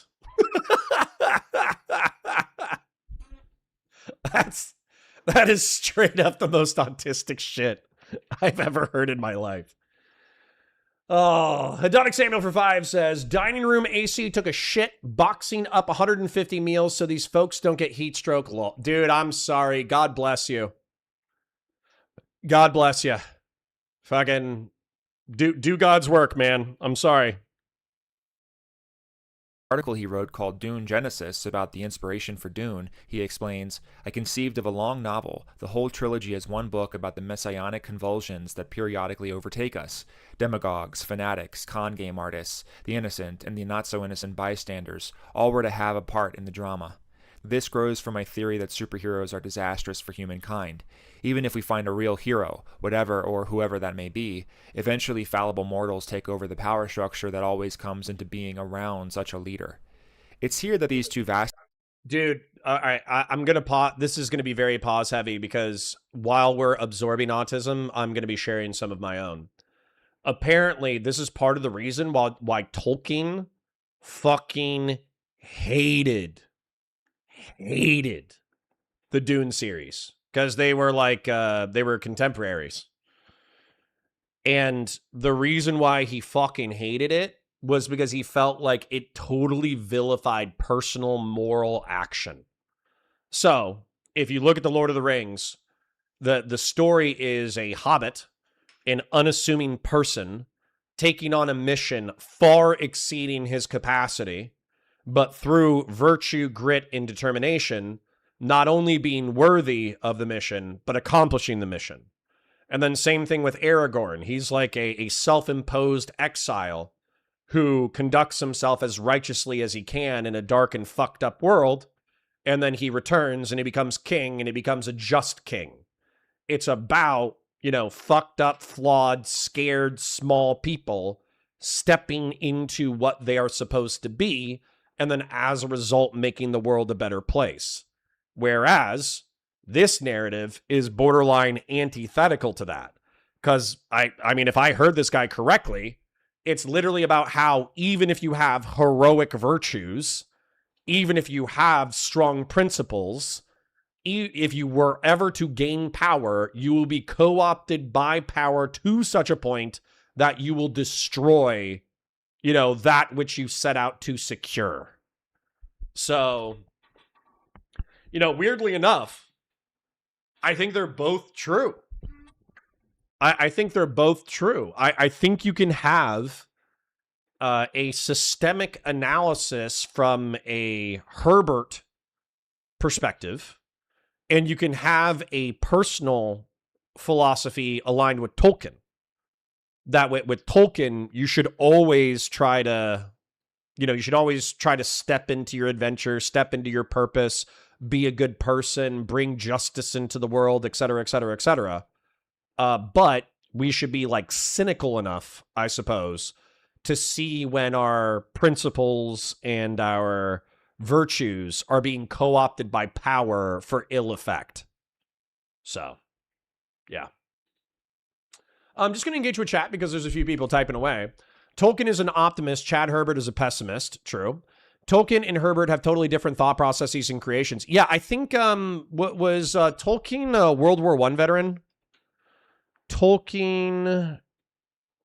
Was Tolkien a World War I veteran? Yes, J.R.R. Tolkien served as a second lieutenant in the 11th Battalion of the Lancashire Fusiliers on the Western Front. He fought in the brutal Battle of the Somme, including frontline actions at Auvilliers and the Leipzig salient before contracting trench fever and being invalided back to England in 1916. Okay. And then, is it Frank Herbert? When was Frank Herbert born? He was born in 1920. So, yeah, they're not the same generation, but they're close. And I'm pretty sure when Dune was published, Tolkien got a lot of demands for feedback about the Dune series, because it was kind of viewed as a new sci-fi series that was as epic as The Lord of the Rings. Vastly different subjects, sand dunes and hero worship, became enmeshed in Frank's mind. He started worrying about ecology being the next frontier for demagogues and power seekers to launch a new crusade. We explicitly see this in the events of Dune. The Fremen have a long-term dream to terraform Arrakis. This is their sacred project, tended by Fremen ecologists for generations before Paul arrives. When Paul shows up, he steps into the messianic role that the Bene Gesserit have already been prepping the Fremen for centuries. And so this ecological dream, terraforming Arrakis, gets fused with Paul's messianic identity. He becomes the figure who will lead them to the Promised Land, the one who will make the deserts bloom. While reading Herbert's article about the making of Dune, this line really stood out to me. He writes, "Our society operates on guilt." Herbert's actual point is that humans often feel guilty about injustices, environmental destruction, and inequality, and that this guilt can be easily weaponized. It's like the folks who call themselves social justice warriors today. Even though I personally agree with many of the things they're fighting for, I can't deny that the feeling you get when you fight, when you join a crusade, when you march behind a banner, can be dangerous. There's a physiological rush to fighting for certain causes. You feel like you're doing something, like you're righteous, and that can be extremely dangerous, Frank argues. The insidious part is that the adrenaline high of joining the cause can become the actual point, more than solving the underlying problem. That's a good take right there. Andy B says, it will never not be ironic to me that Tolkien, who was in the Battle of the Somme, takes a heroic stance on wars while all the non-warrior writers go with war is hell plastered everywhere. Yeah. That's one of the criticisms that I like about war films, is that somebody was criticizing Spielberg or something, or they were criticizing whoever made Full Metal Jacket. I forget what it was. But one of the things that somebody was criticizing, maybe it was Tarantino. Tarantino might have been pointing this out, but it might have been somebody else. They were like, every film that tries to depict war in a negative light ends up being a pro-war film, because the very nature of the topic is so visceral and so psychologically terrifying and so violent and so in your face. It's just an inherently compelling topic. So even if you create a war is bad movie, start to finish, every theme is All Quiet on the Western Front, right? Isn't that one of the most like dour, sour, angry, bitter films and books ever written about war? And but they were basically saying like you will end up creating people who are pro-war through the inherent extremity of the topic. It's just natural for human beings. And I think that's very interesting. Now, what I also like about the Dune series. Well, hold on. Let me rewind because let me rewind 10 seconds. Dangerous, Frank argues. The insidious part is that the adrenaline high of joining the cause can become the actual point more than. That's what hit me. I have a friend, and he's one of my best friends. But he was not raised religious, but he was raised in a military family. And he was raised on military war exploit lore as if it was like pseudo-religious memorization of like biblical scriptures. Like studying World War II, studying Vietnam, studying conflict. That was just a part of his upbringing, even though he wasn't specifically brought up as religious. And so when he enlisted in the Army after high school, he wasn't enlisting for America. He wasn't enlisting for truth, justice, and the American way. He wasn't enlisting for, apple pie and whiskey and strip clubs. He was enlisting to hunt human beings and test himself in the cauldron of war. That's what he wanted. He didn't care about the cause. He cared about the adrenaline, the psychology, the training, the opportunity to kill. That's what he cared about. And while I don't think that's like a necessarily extremely common archetype, I think it's common enough. And so that's one of the things that you have to be careful about when you join like militant institutions are who is there for the blood? Who is there for the adrenaline and not the actual mission? And what's interesting about that too, that's also very common in law enforcement, by the way. People who just want adrenaline and they didn't want to work a boring job, so they became a cop. And what was the other thing about it? What's crazy is you can bump into somebody, because I spent 8 years in security forces, right? You can bump into somebody who is one of the least principled, least moral human beings that you have ever met in your entire life because they joined law enforcement or the military with the explicit purpose of fueling their adrenaline addiction and getting their rocks off of hurting people. But if they're competent and they hurt bad people, they can still be a value. Because you realize my shit disconnected, but it's reconnecting now. It says it's reconnected. Okay. That's scary because then you realize like how thin the wall is between them being like a soldier serving a country or a cop serving their community or being like a marauding fucking rampaging criminal. And the truth is, the only thing like preventing them from being a violent criminal is the fact that they got to enlist in the military or they got to become a cop before they got a criminal record. That shit is scary. Than solving the underlying problem. In Dune Genesis, Frank Herbert also writes, "This, then, was one of my themes for Dune. Don't give over all of your critical faculties to people in power, no matter how admirable those people may appear to be. Beneath the hero's facade, you will find a human being who makes human mistakes. Enormous problems arise when human mistakes are made on the grandest scale available to a superhero." Paul's father, Abso-fucking-lutely, Leto, is a good man. I remember watching him in Dune Part 1, inspired by how much he cared for his men and feeling devastated when he died. This, Frank Herbert argues, can turn into a problem. It's not just bad leaders that are dangerous, but good ones too. Good leaders are dangerous because their goodness makes us want to surrender our individual judgment directly to them even more. They're so genuinely admirable that people around them can stop thinking for themselves and follow them with fanatic loyalty. In Tim O'Reilly's biography of Frank Herbert, he writes, "Feudalism is a natural condition into which men fall, a situation in which some men lead and others, surrendering their responsibility to make their own decisions, follow orders. Duke Leto is generous, bold-hearted, and loved fiercely by all who follow him. Even his enemies admire him. A leader such as that would command fanatic loyalty. He would be difficult to defeat." O'Reilly suggests that Herbert sees feudalism as a psychological tendency humans have naturally. When life is confusing and hard, there's a relief in letting someone else make the decisions, especially if they're a good person. How does this not explain Trump? How does this not explain Trump? To me, this explains Trump. Not because he is a good leader, not because he is a strong leader, but how does this not readily explain why so many people are willing to surrender their willpower to somebody who's so clearly nefarious? It's because he says the right things.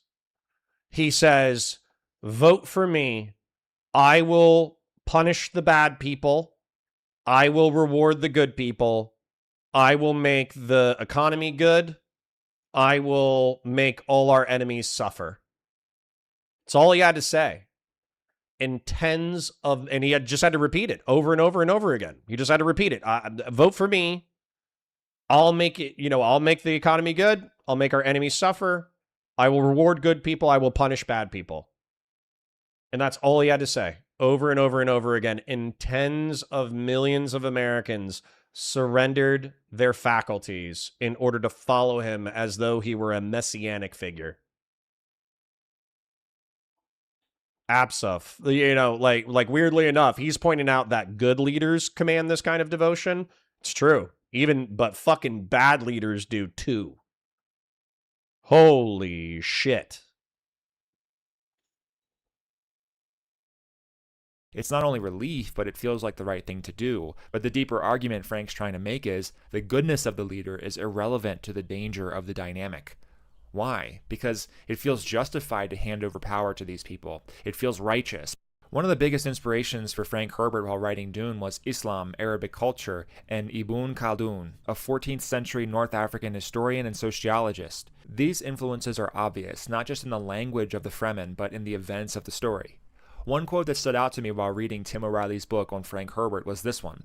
In his research, Herbert had noted how the desert seems to be a wellspring of religion. The history of Judaism demonstrates that harsh conditions make for a religion of anticipation, and Islam, which we tend to associate more than any other faith with a desert environment, is perhaps the most messianic religion of all. Why does this happen? To understand it better, let's turn to the work of Islamic philosopher Ibn Khaldun. Khaldun was basically the first person to develop a scientific theory of how civilizations rise and fall. His theory is based on a concept called asabija, which basically means social cohesion. This cohesion extends beyond just family or tribe to include a huge number of people. Khaldun argues that large movements or dynasties begin with a strong asabija that's built on things like hardship or tribal/kinship ties. Take the United States of America, for instance. This country and the revolution that made it was built on top of immense asabija founded on irritations about taxation without representation. Then, as the state gains power and wealth accumulates, the ruling class becomes increasingly detached from its original base. This erodes asabija over time, leading to the fall of the civilization. And then the cycle repeats as new... It's so true, dude. So true. Asabija. And I'm over here fighting for the simplest asabija that you can fucking find. I am saying, wake up. Be socioeconomically productive for 5 to 8 hours a day. Go relax afterwards. Take a fraction of your remaining energy and dedicate it to making yourself, your family, your community, your country better. It's like the most basic and most common prescription for like decent human beings is that way to live. And everything else we can negotiate. We can talk about getting stronger, smarter, faster, achieving higher goals. What's rewarding in relationships? How do you conduct yourself justly? But you have to start without a asabija or else we don't have anything. And that's one of the things that's really frustrating for me is when we're talking about the communists, the socialists, the fascists, whatever. They have a very strong asibaja. You know, I'm just going to keep saying Arabic words because I think they're fun. They have a very strong asibaja. The communists say the capitalists are holding us back from the natural endpoint of humanity, which is a moneyless, stateless, classless society, and they only do so because they wish to enslave the entirety of the species. It is our job. It's our asibaja to emancipate humanity from the shackles that they are blind to. Same thing with socialists. Decommodification of basic human needs and workers owning the means of production. Well, maybe we don't want to end up with a moneyless, stateless, classless society, but the truth is the vast majority of human beings who work very hard for a very long time without just compensation. They are incapable of taking care of their families. They are incapable of enjoying their lives. And therefore, we must decommodify basic human needs. Food, water, and shelter must be free for everyone. And then we also must have workers own the means of production, because only when they profit from their labor can they truly be free. That is the socialist asibaja. And then fascists say the harmony that liberalism or leftism offer humanity is a mirage. It's a lie. Humanity and human species are based on conflict. You are an individual subsumed by a collective. And if you are a great individual, then you must fight for what is yours. And therefore, embrace conflict. Embrace the pursuit of power. Embrace co-opting institutions to your will. Climb as high as you can in your society, and if people don't like it, they can eat a barrel of dicks. And once you have power, not only have you proven yourself great, but you must wield your greatness in order to advocate for the greatness of your tribe. It's very Sith. You know, if you guys study the Sith species from Star Wars, the Sith species who worship the dark side of the Force, they are effectively religion oriented around fascist philosophy. It's actually very interesting. But anyways, I find that a lot of people who fall into these movements, they fall in love with the asibaja. They fall in love with the united sense of collective purpose pushing towards some kind of revolutionary end, some kind of fantastical utopian end. But what I also find is that these people are wildly disaffected and also wildly dangerous. And that is, weirdly enough, why I guess I'm siding with Frank Herbert right now.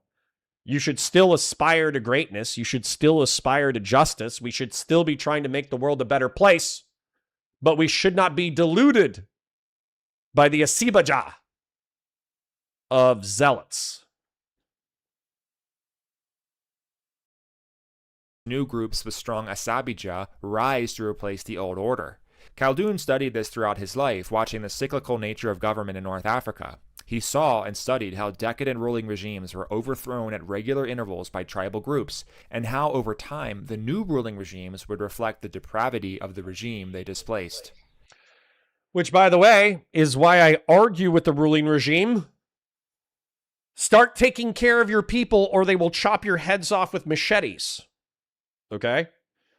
I think I'm a political conservatarian. I agree with the conservatives that you should have a disciplined life. I agree with the libertarians that we should have as much human freedom as possible. And not only should we have a substantial amount of human liberty, but people should be free to, or they should be as independent from each other as they can be in order to maximize individual greatness. However, I also believe that we are a collective species that are reliant upon each other. And so as a result, you do not want tens of millions of materially and spiritually dispossessed neighbors. Because even if you individually achieve great material success, if you have tens of millions of materially and spiritually deprived neighbors, they will eventually chop your fucking head off with a machete and take your shit. And that's not good for anyone.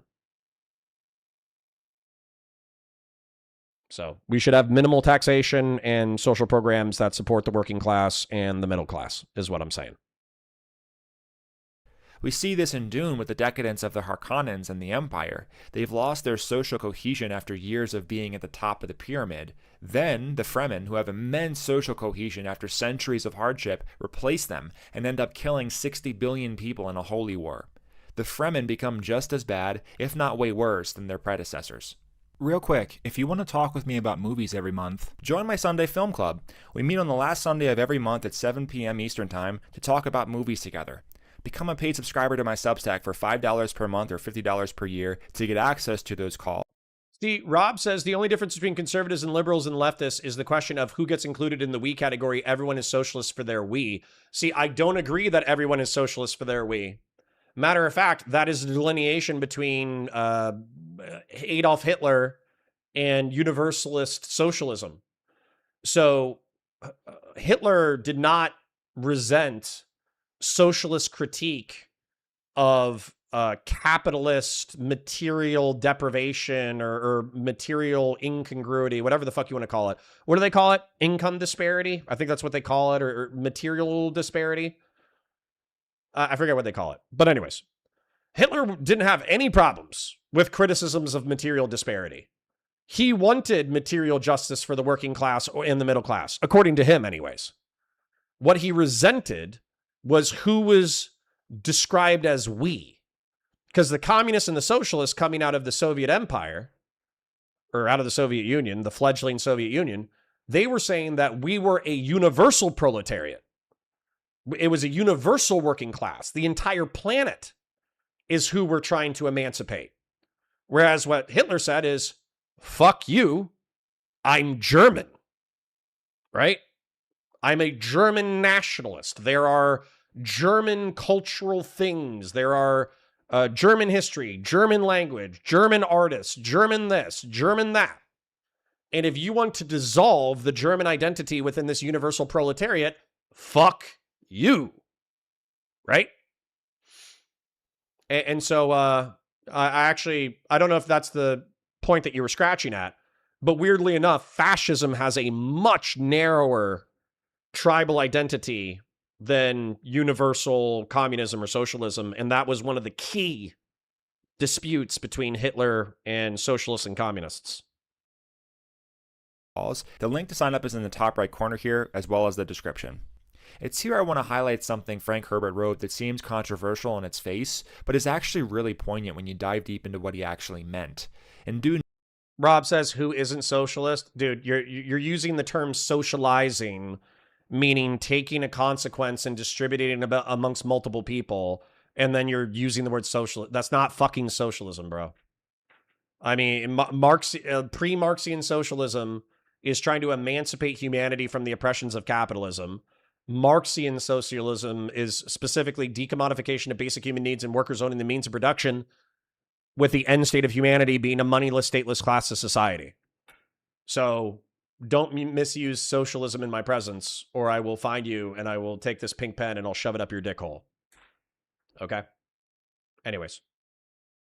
In Genesis, he writes, I now believe that no society has ever achieved an absolute pinnacle, that all humans are not created equal. In fact, I believe attempts to create some abstract equalization create a morass of injustices that rebound on the equalizers. Equal justice and equal opportunity are ideals we should seek, but we should recognize that humans administer the ideals, and that humans do not have equal ability.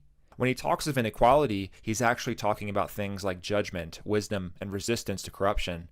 The gist of his argument is that when you try to design a perfect system, one that tries to provide equal outcome through systems and institutions, that you introduce new injustices because those systems are run by humans who are anything but perfect. Humans have different judgment, wisdom, and resistance to corruption.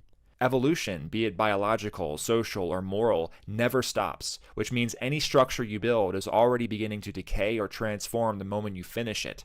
The people who believe they've found the final answer, or the perfect system, or the ideal leader, those are the most dangerous people alive, because they'll enforce their answer on everyone else and stop the adaptation that life requires. Speaking of adaptation, and Tim O'Reilly... Which is, by the way, why I don't want power. Okay? I would love power. I would love all of the people of the world to come talk to me about what they should do with their lives for me to give my advice and for them to follow that. I would love to wield soldiers and law enforcement officers against bad people. I would love to, command economies into greatness of technological development never seen before by humanity. But weirdly enough, I am of if we're going to call this like Herbertian philosophy, I agree with Frank Herbert that the very insight that I have as like a working class person, middle class person, that allows me to kind of see the world and see the prescriptions that I feel like would actually work in order to improve the world. The second you get close enough to power, oftentimes, I'm not saying all the time. There are great men who have wielded power for good in the past, but oftentimes concentrated power gets wielded by people who are then themselves corrupted by wielding said power. So, yeah. I'm built different, though. Yes. And by the way, this is why I think republics are ideal. Because republics can evolve over time. Republics can pass legislation. Republics can be led by leaders who will step down from power, right? Not only they can evolve over time as the situations of their societies demand. And what was the other thing about republics? Republics also diffuse power. So while I think I could be an amazing new Marcus Aurelius if I was trusted with power, I don't think I should be trusted with power. Because the amount of concentration it would require to be a new Marcus Aurelius opens you up to Commodus. A great emperor is great while he's alive. A evil emperor his evil will endure as long as he has concentrated power. So weirdly enough, concentrated power can be wielded for great good and great ill, but we are so often under vicious masters that it is better to diffuse power than it is to have it concentrated. Power must check power. 100%. Final answer. Riley's biography of Frank Herbert, he writes, "An ecosystem is stable not because it is secure and protected, but because it contains enough diversity that certain organisms will survive despite drastic changes in the environment and other adverse conditions. Strength lies in adaptability, not fixity. Civilization, on the other hand, tries to create and maintain security, which all too frequently crystallizes into an effort to minimize diversity and stop change. In Dune Part 1, we see this philosophy reflected in a vision Paul has of Jameis, where he says, "The mystery of life isn't a problem to be solved, but a reality to experience, a process that cannot be understood by stopping it. We must move with the flow of the process. We must join it. We must flow with it."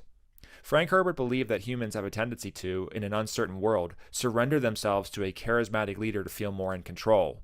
In Tim's book, he writes, "In Herbert's terms, religion and its attendant hero worship are human adaptations to uncertainty. Both faith and charismatic leaders spring from a deep hunger for security and meaning in a..."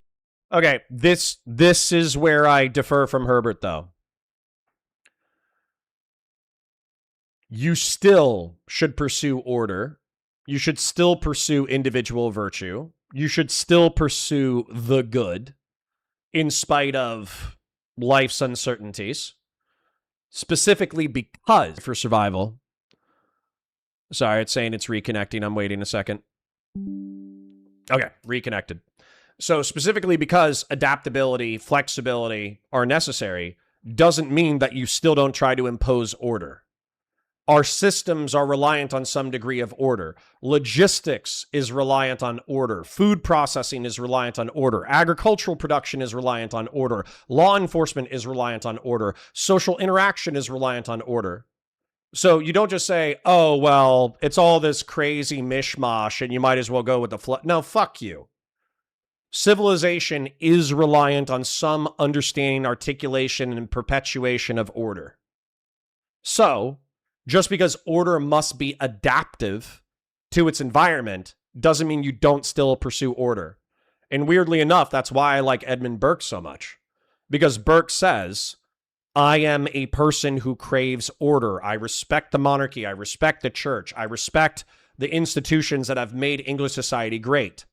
And yet, when I look at France, what I see is brittle institutions that are so brittle that they have fallen apart, and the people themselves are the ones who destroyed them. So it is my job as a person who prefers order to chaos to articulate the purposes of order. And when I fight somebody who wants to reform that which I care about, I must hear their arguments out. And I must criticize their ideas so we can implement the good ideas and eliminate the bad. So that Burke is a guy who wants to ride the sandworm, you know? He doesn't want the, what do they call him, the Fedayeen? He doesn't want the Fedayeen to stay in perpetual servitude. He does not want the empire to have perpetual power, unchecked power. He wants to fucking ride the storms of existence through a default to order, but an acknowledgement of productive chaos. Fucking love Edmund Burke. Universe, which, as Paul notes, is always one step beyond logic.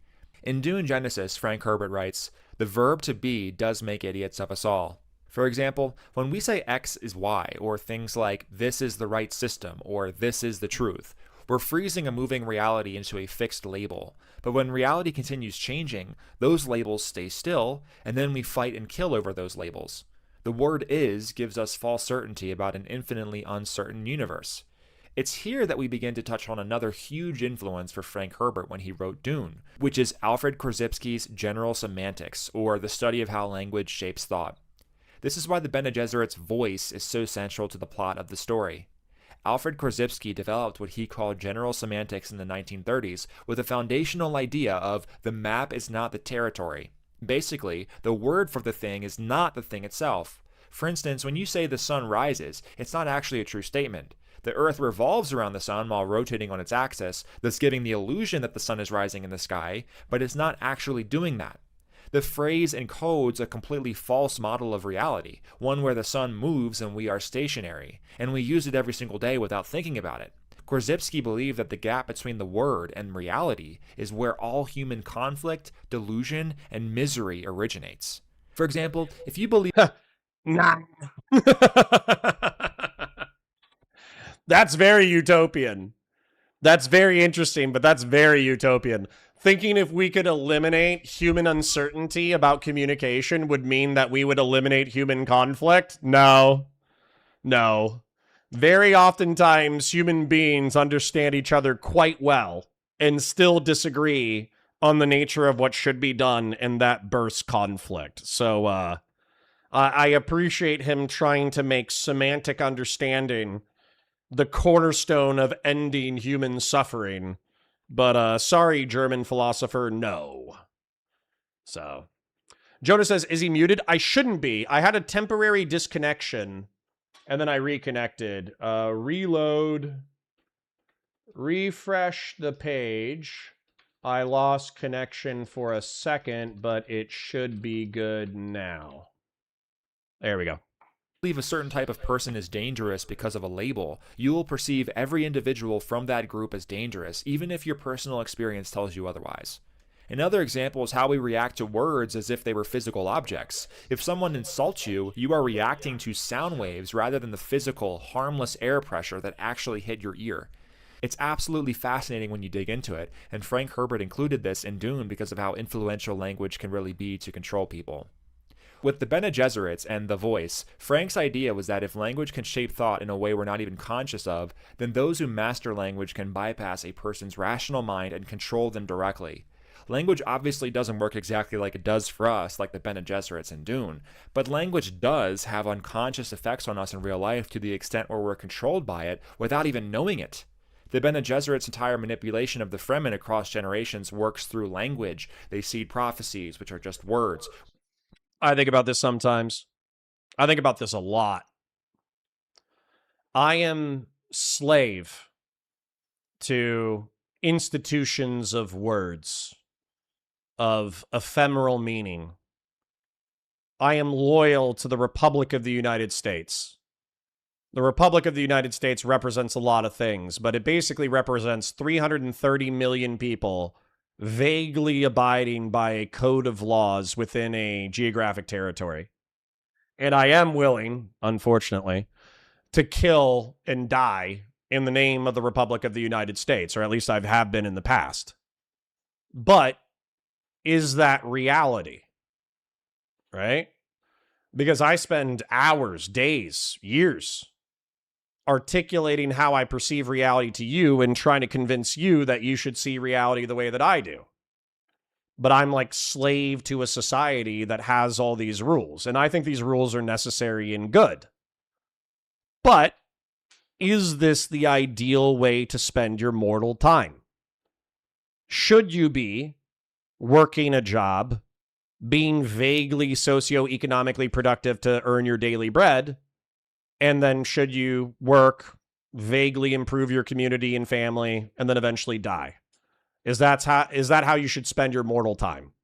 Or should you sell all your shit, get $10,000 in the fucking bank, go live in a van, and fucking drive around the country, exploring the country, taking a look at the natural beauty, meditating, smoking pot, and then just do that for a few years, and then do a fucking live stream yourself so you can live off of the generosity of others in order to be a glorified hobo? I don't know. Would you be happier as a glorified hobo? Would you be happier as a cog in the machine? Would you be happier in a different civilization? I have no fucking idea. And I do wrestle with that sometimes, because basically you only get to spend your life, one way as far as we know. The way that I'm spending my life right now is the way that I'm spending my life.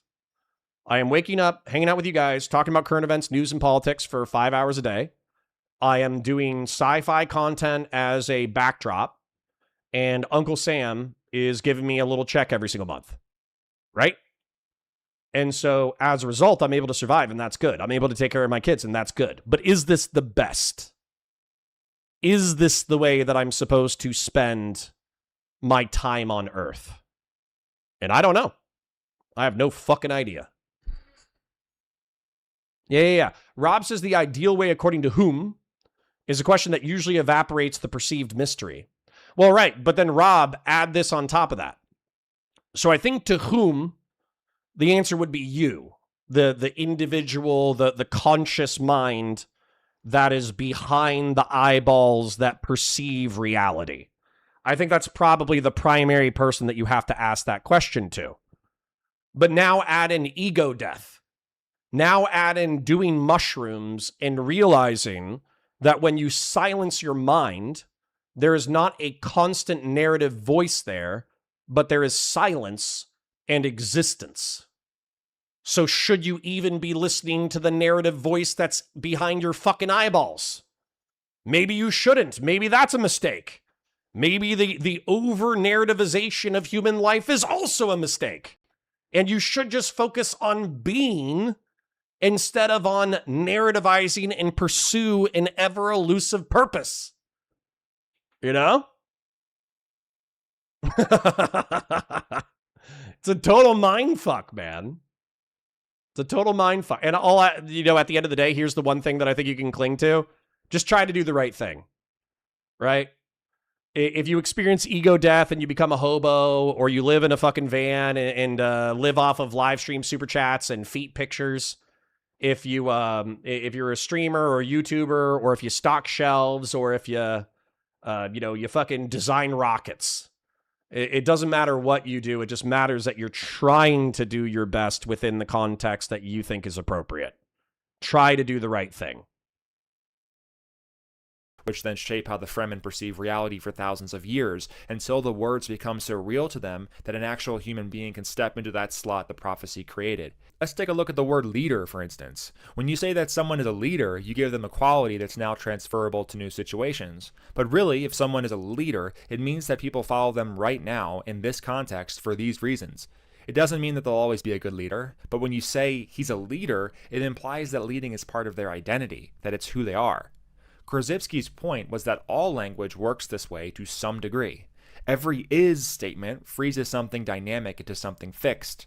We can't stop doing it. Language requires it. But we can become conscious of it, which is what the Bene Gesserit trained themselves to do. They learn to hold the word and the reality separately, always aware that the map is not the territory. What did you notice about the philosophy of Dune? Let me know in the comments. And if you like this film analysis, consider subscribing to my channel. I publish new film analysis like this every week. Damn. That was straight fucking fire. What was that, old school?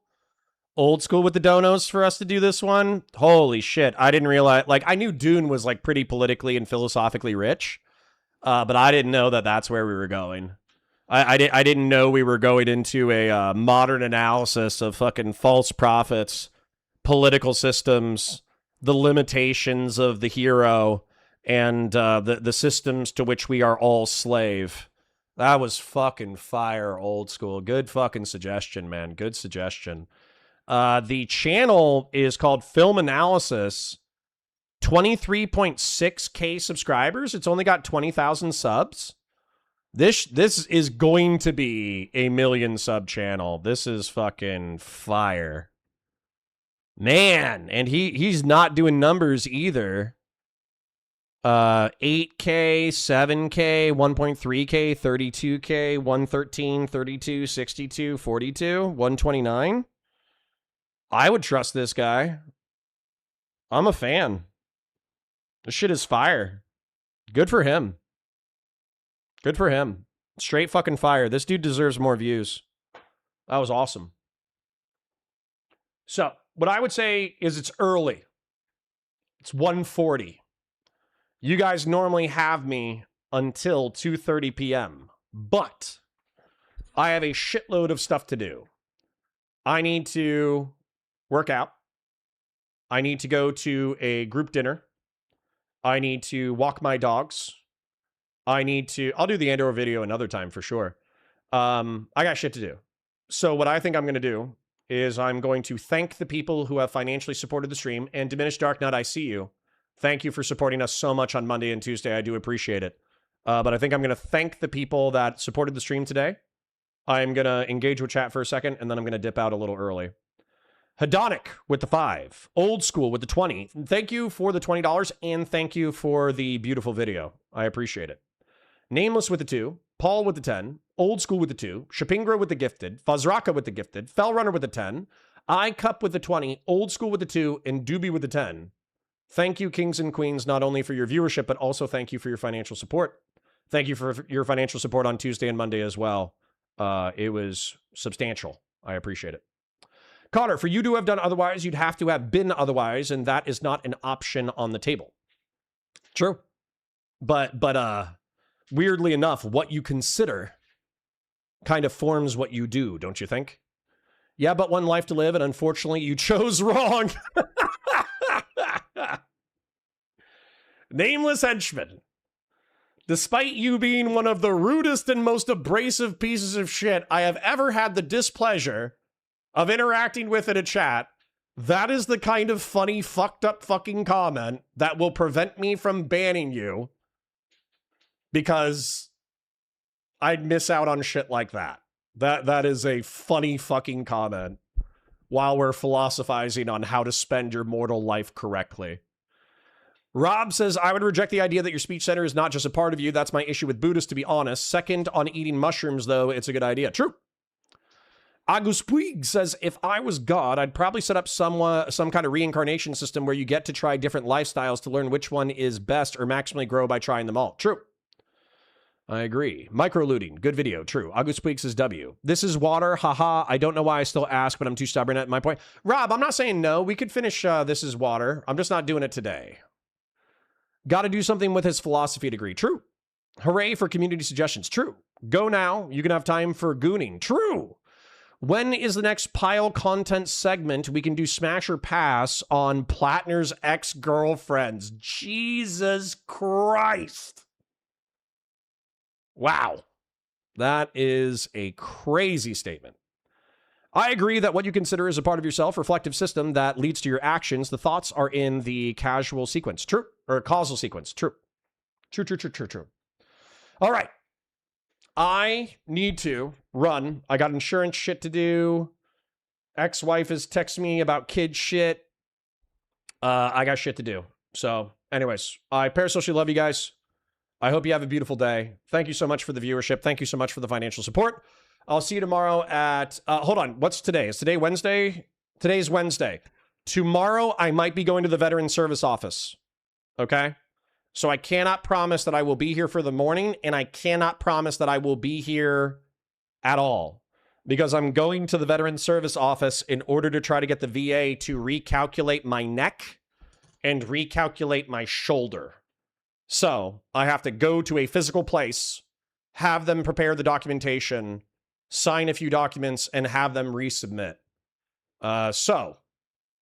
Pray that it does well, because then I will truly be yours forever. If my neck and shoulder get raided to such a degree that I am capable of making ends meet just with Warhammer content, then I will be a 50 view streamer until I'm 80 years old, and it will be beautiful.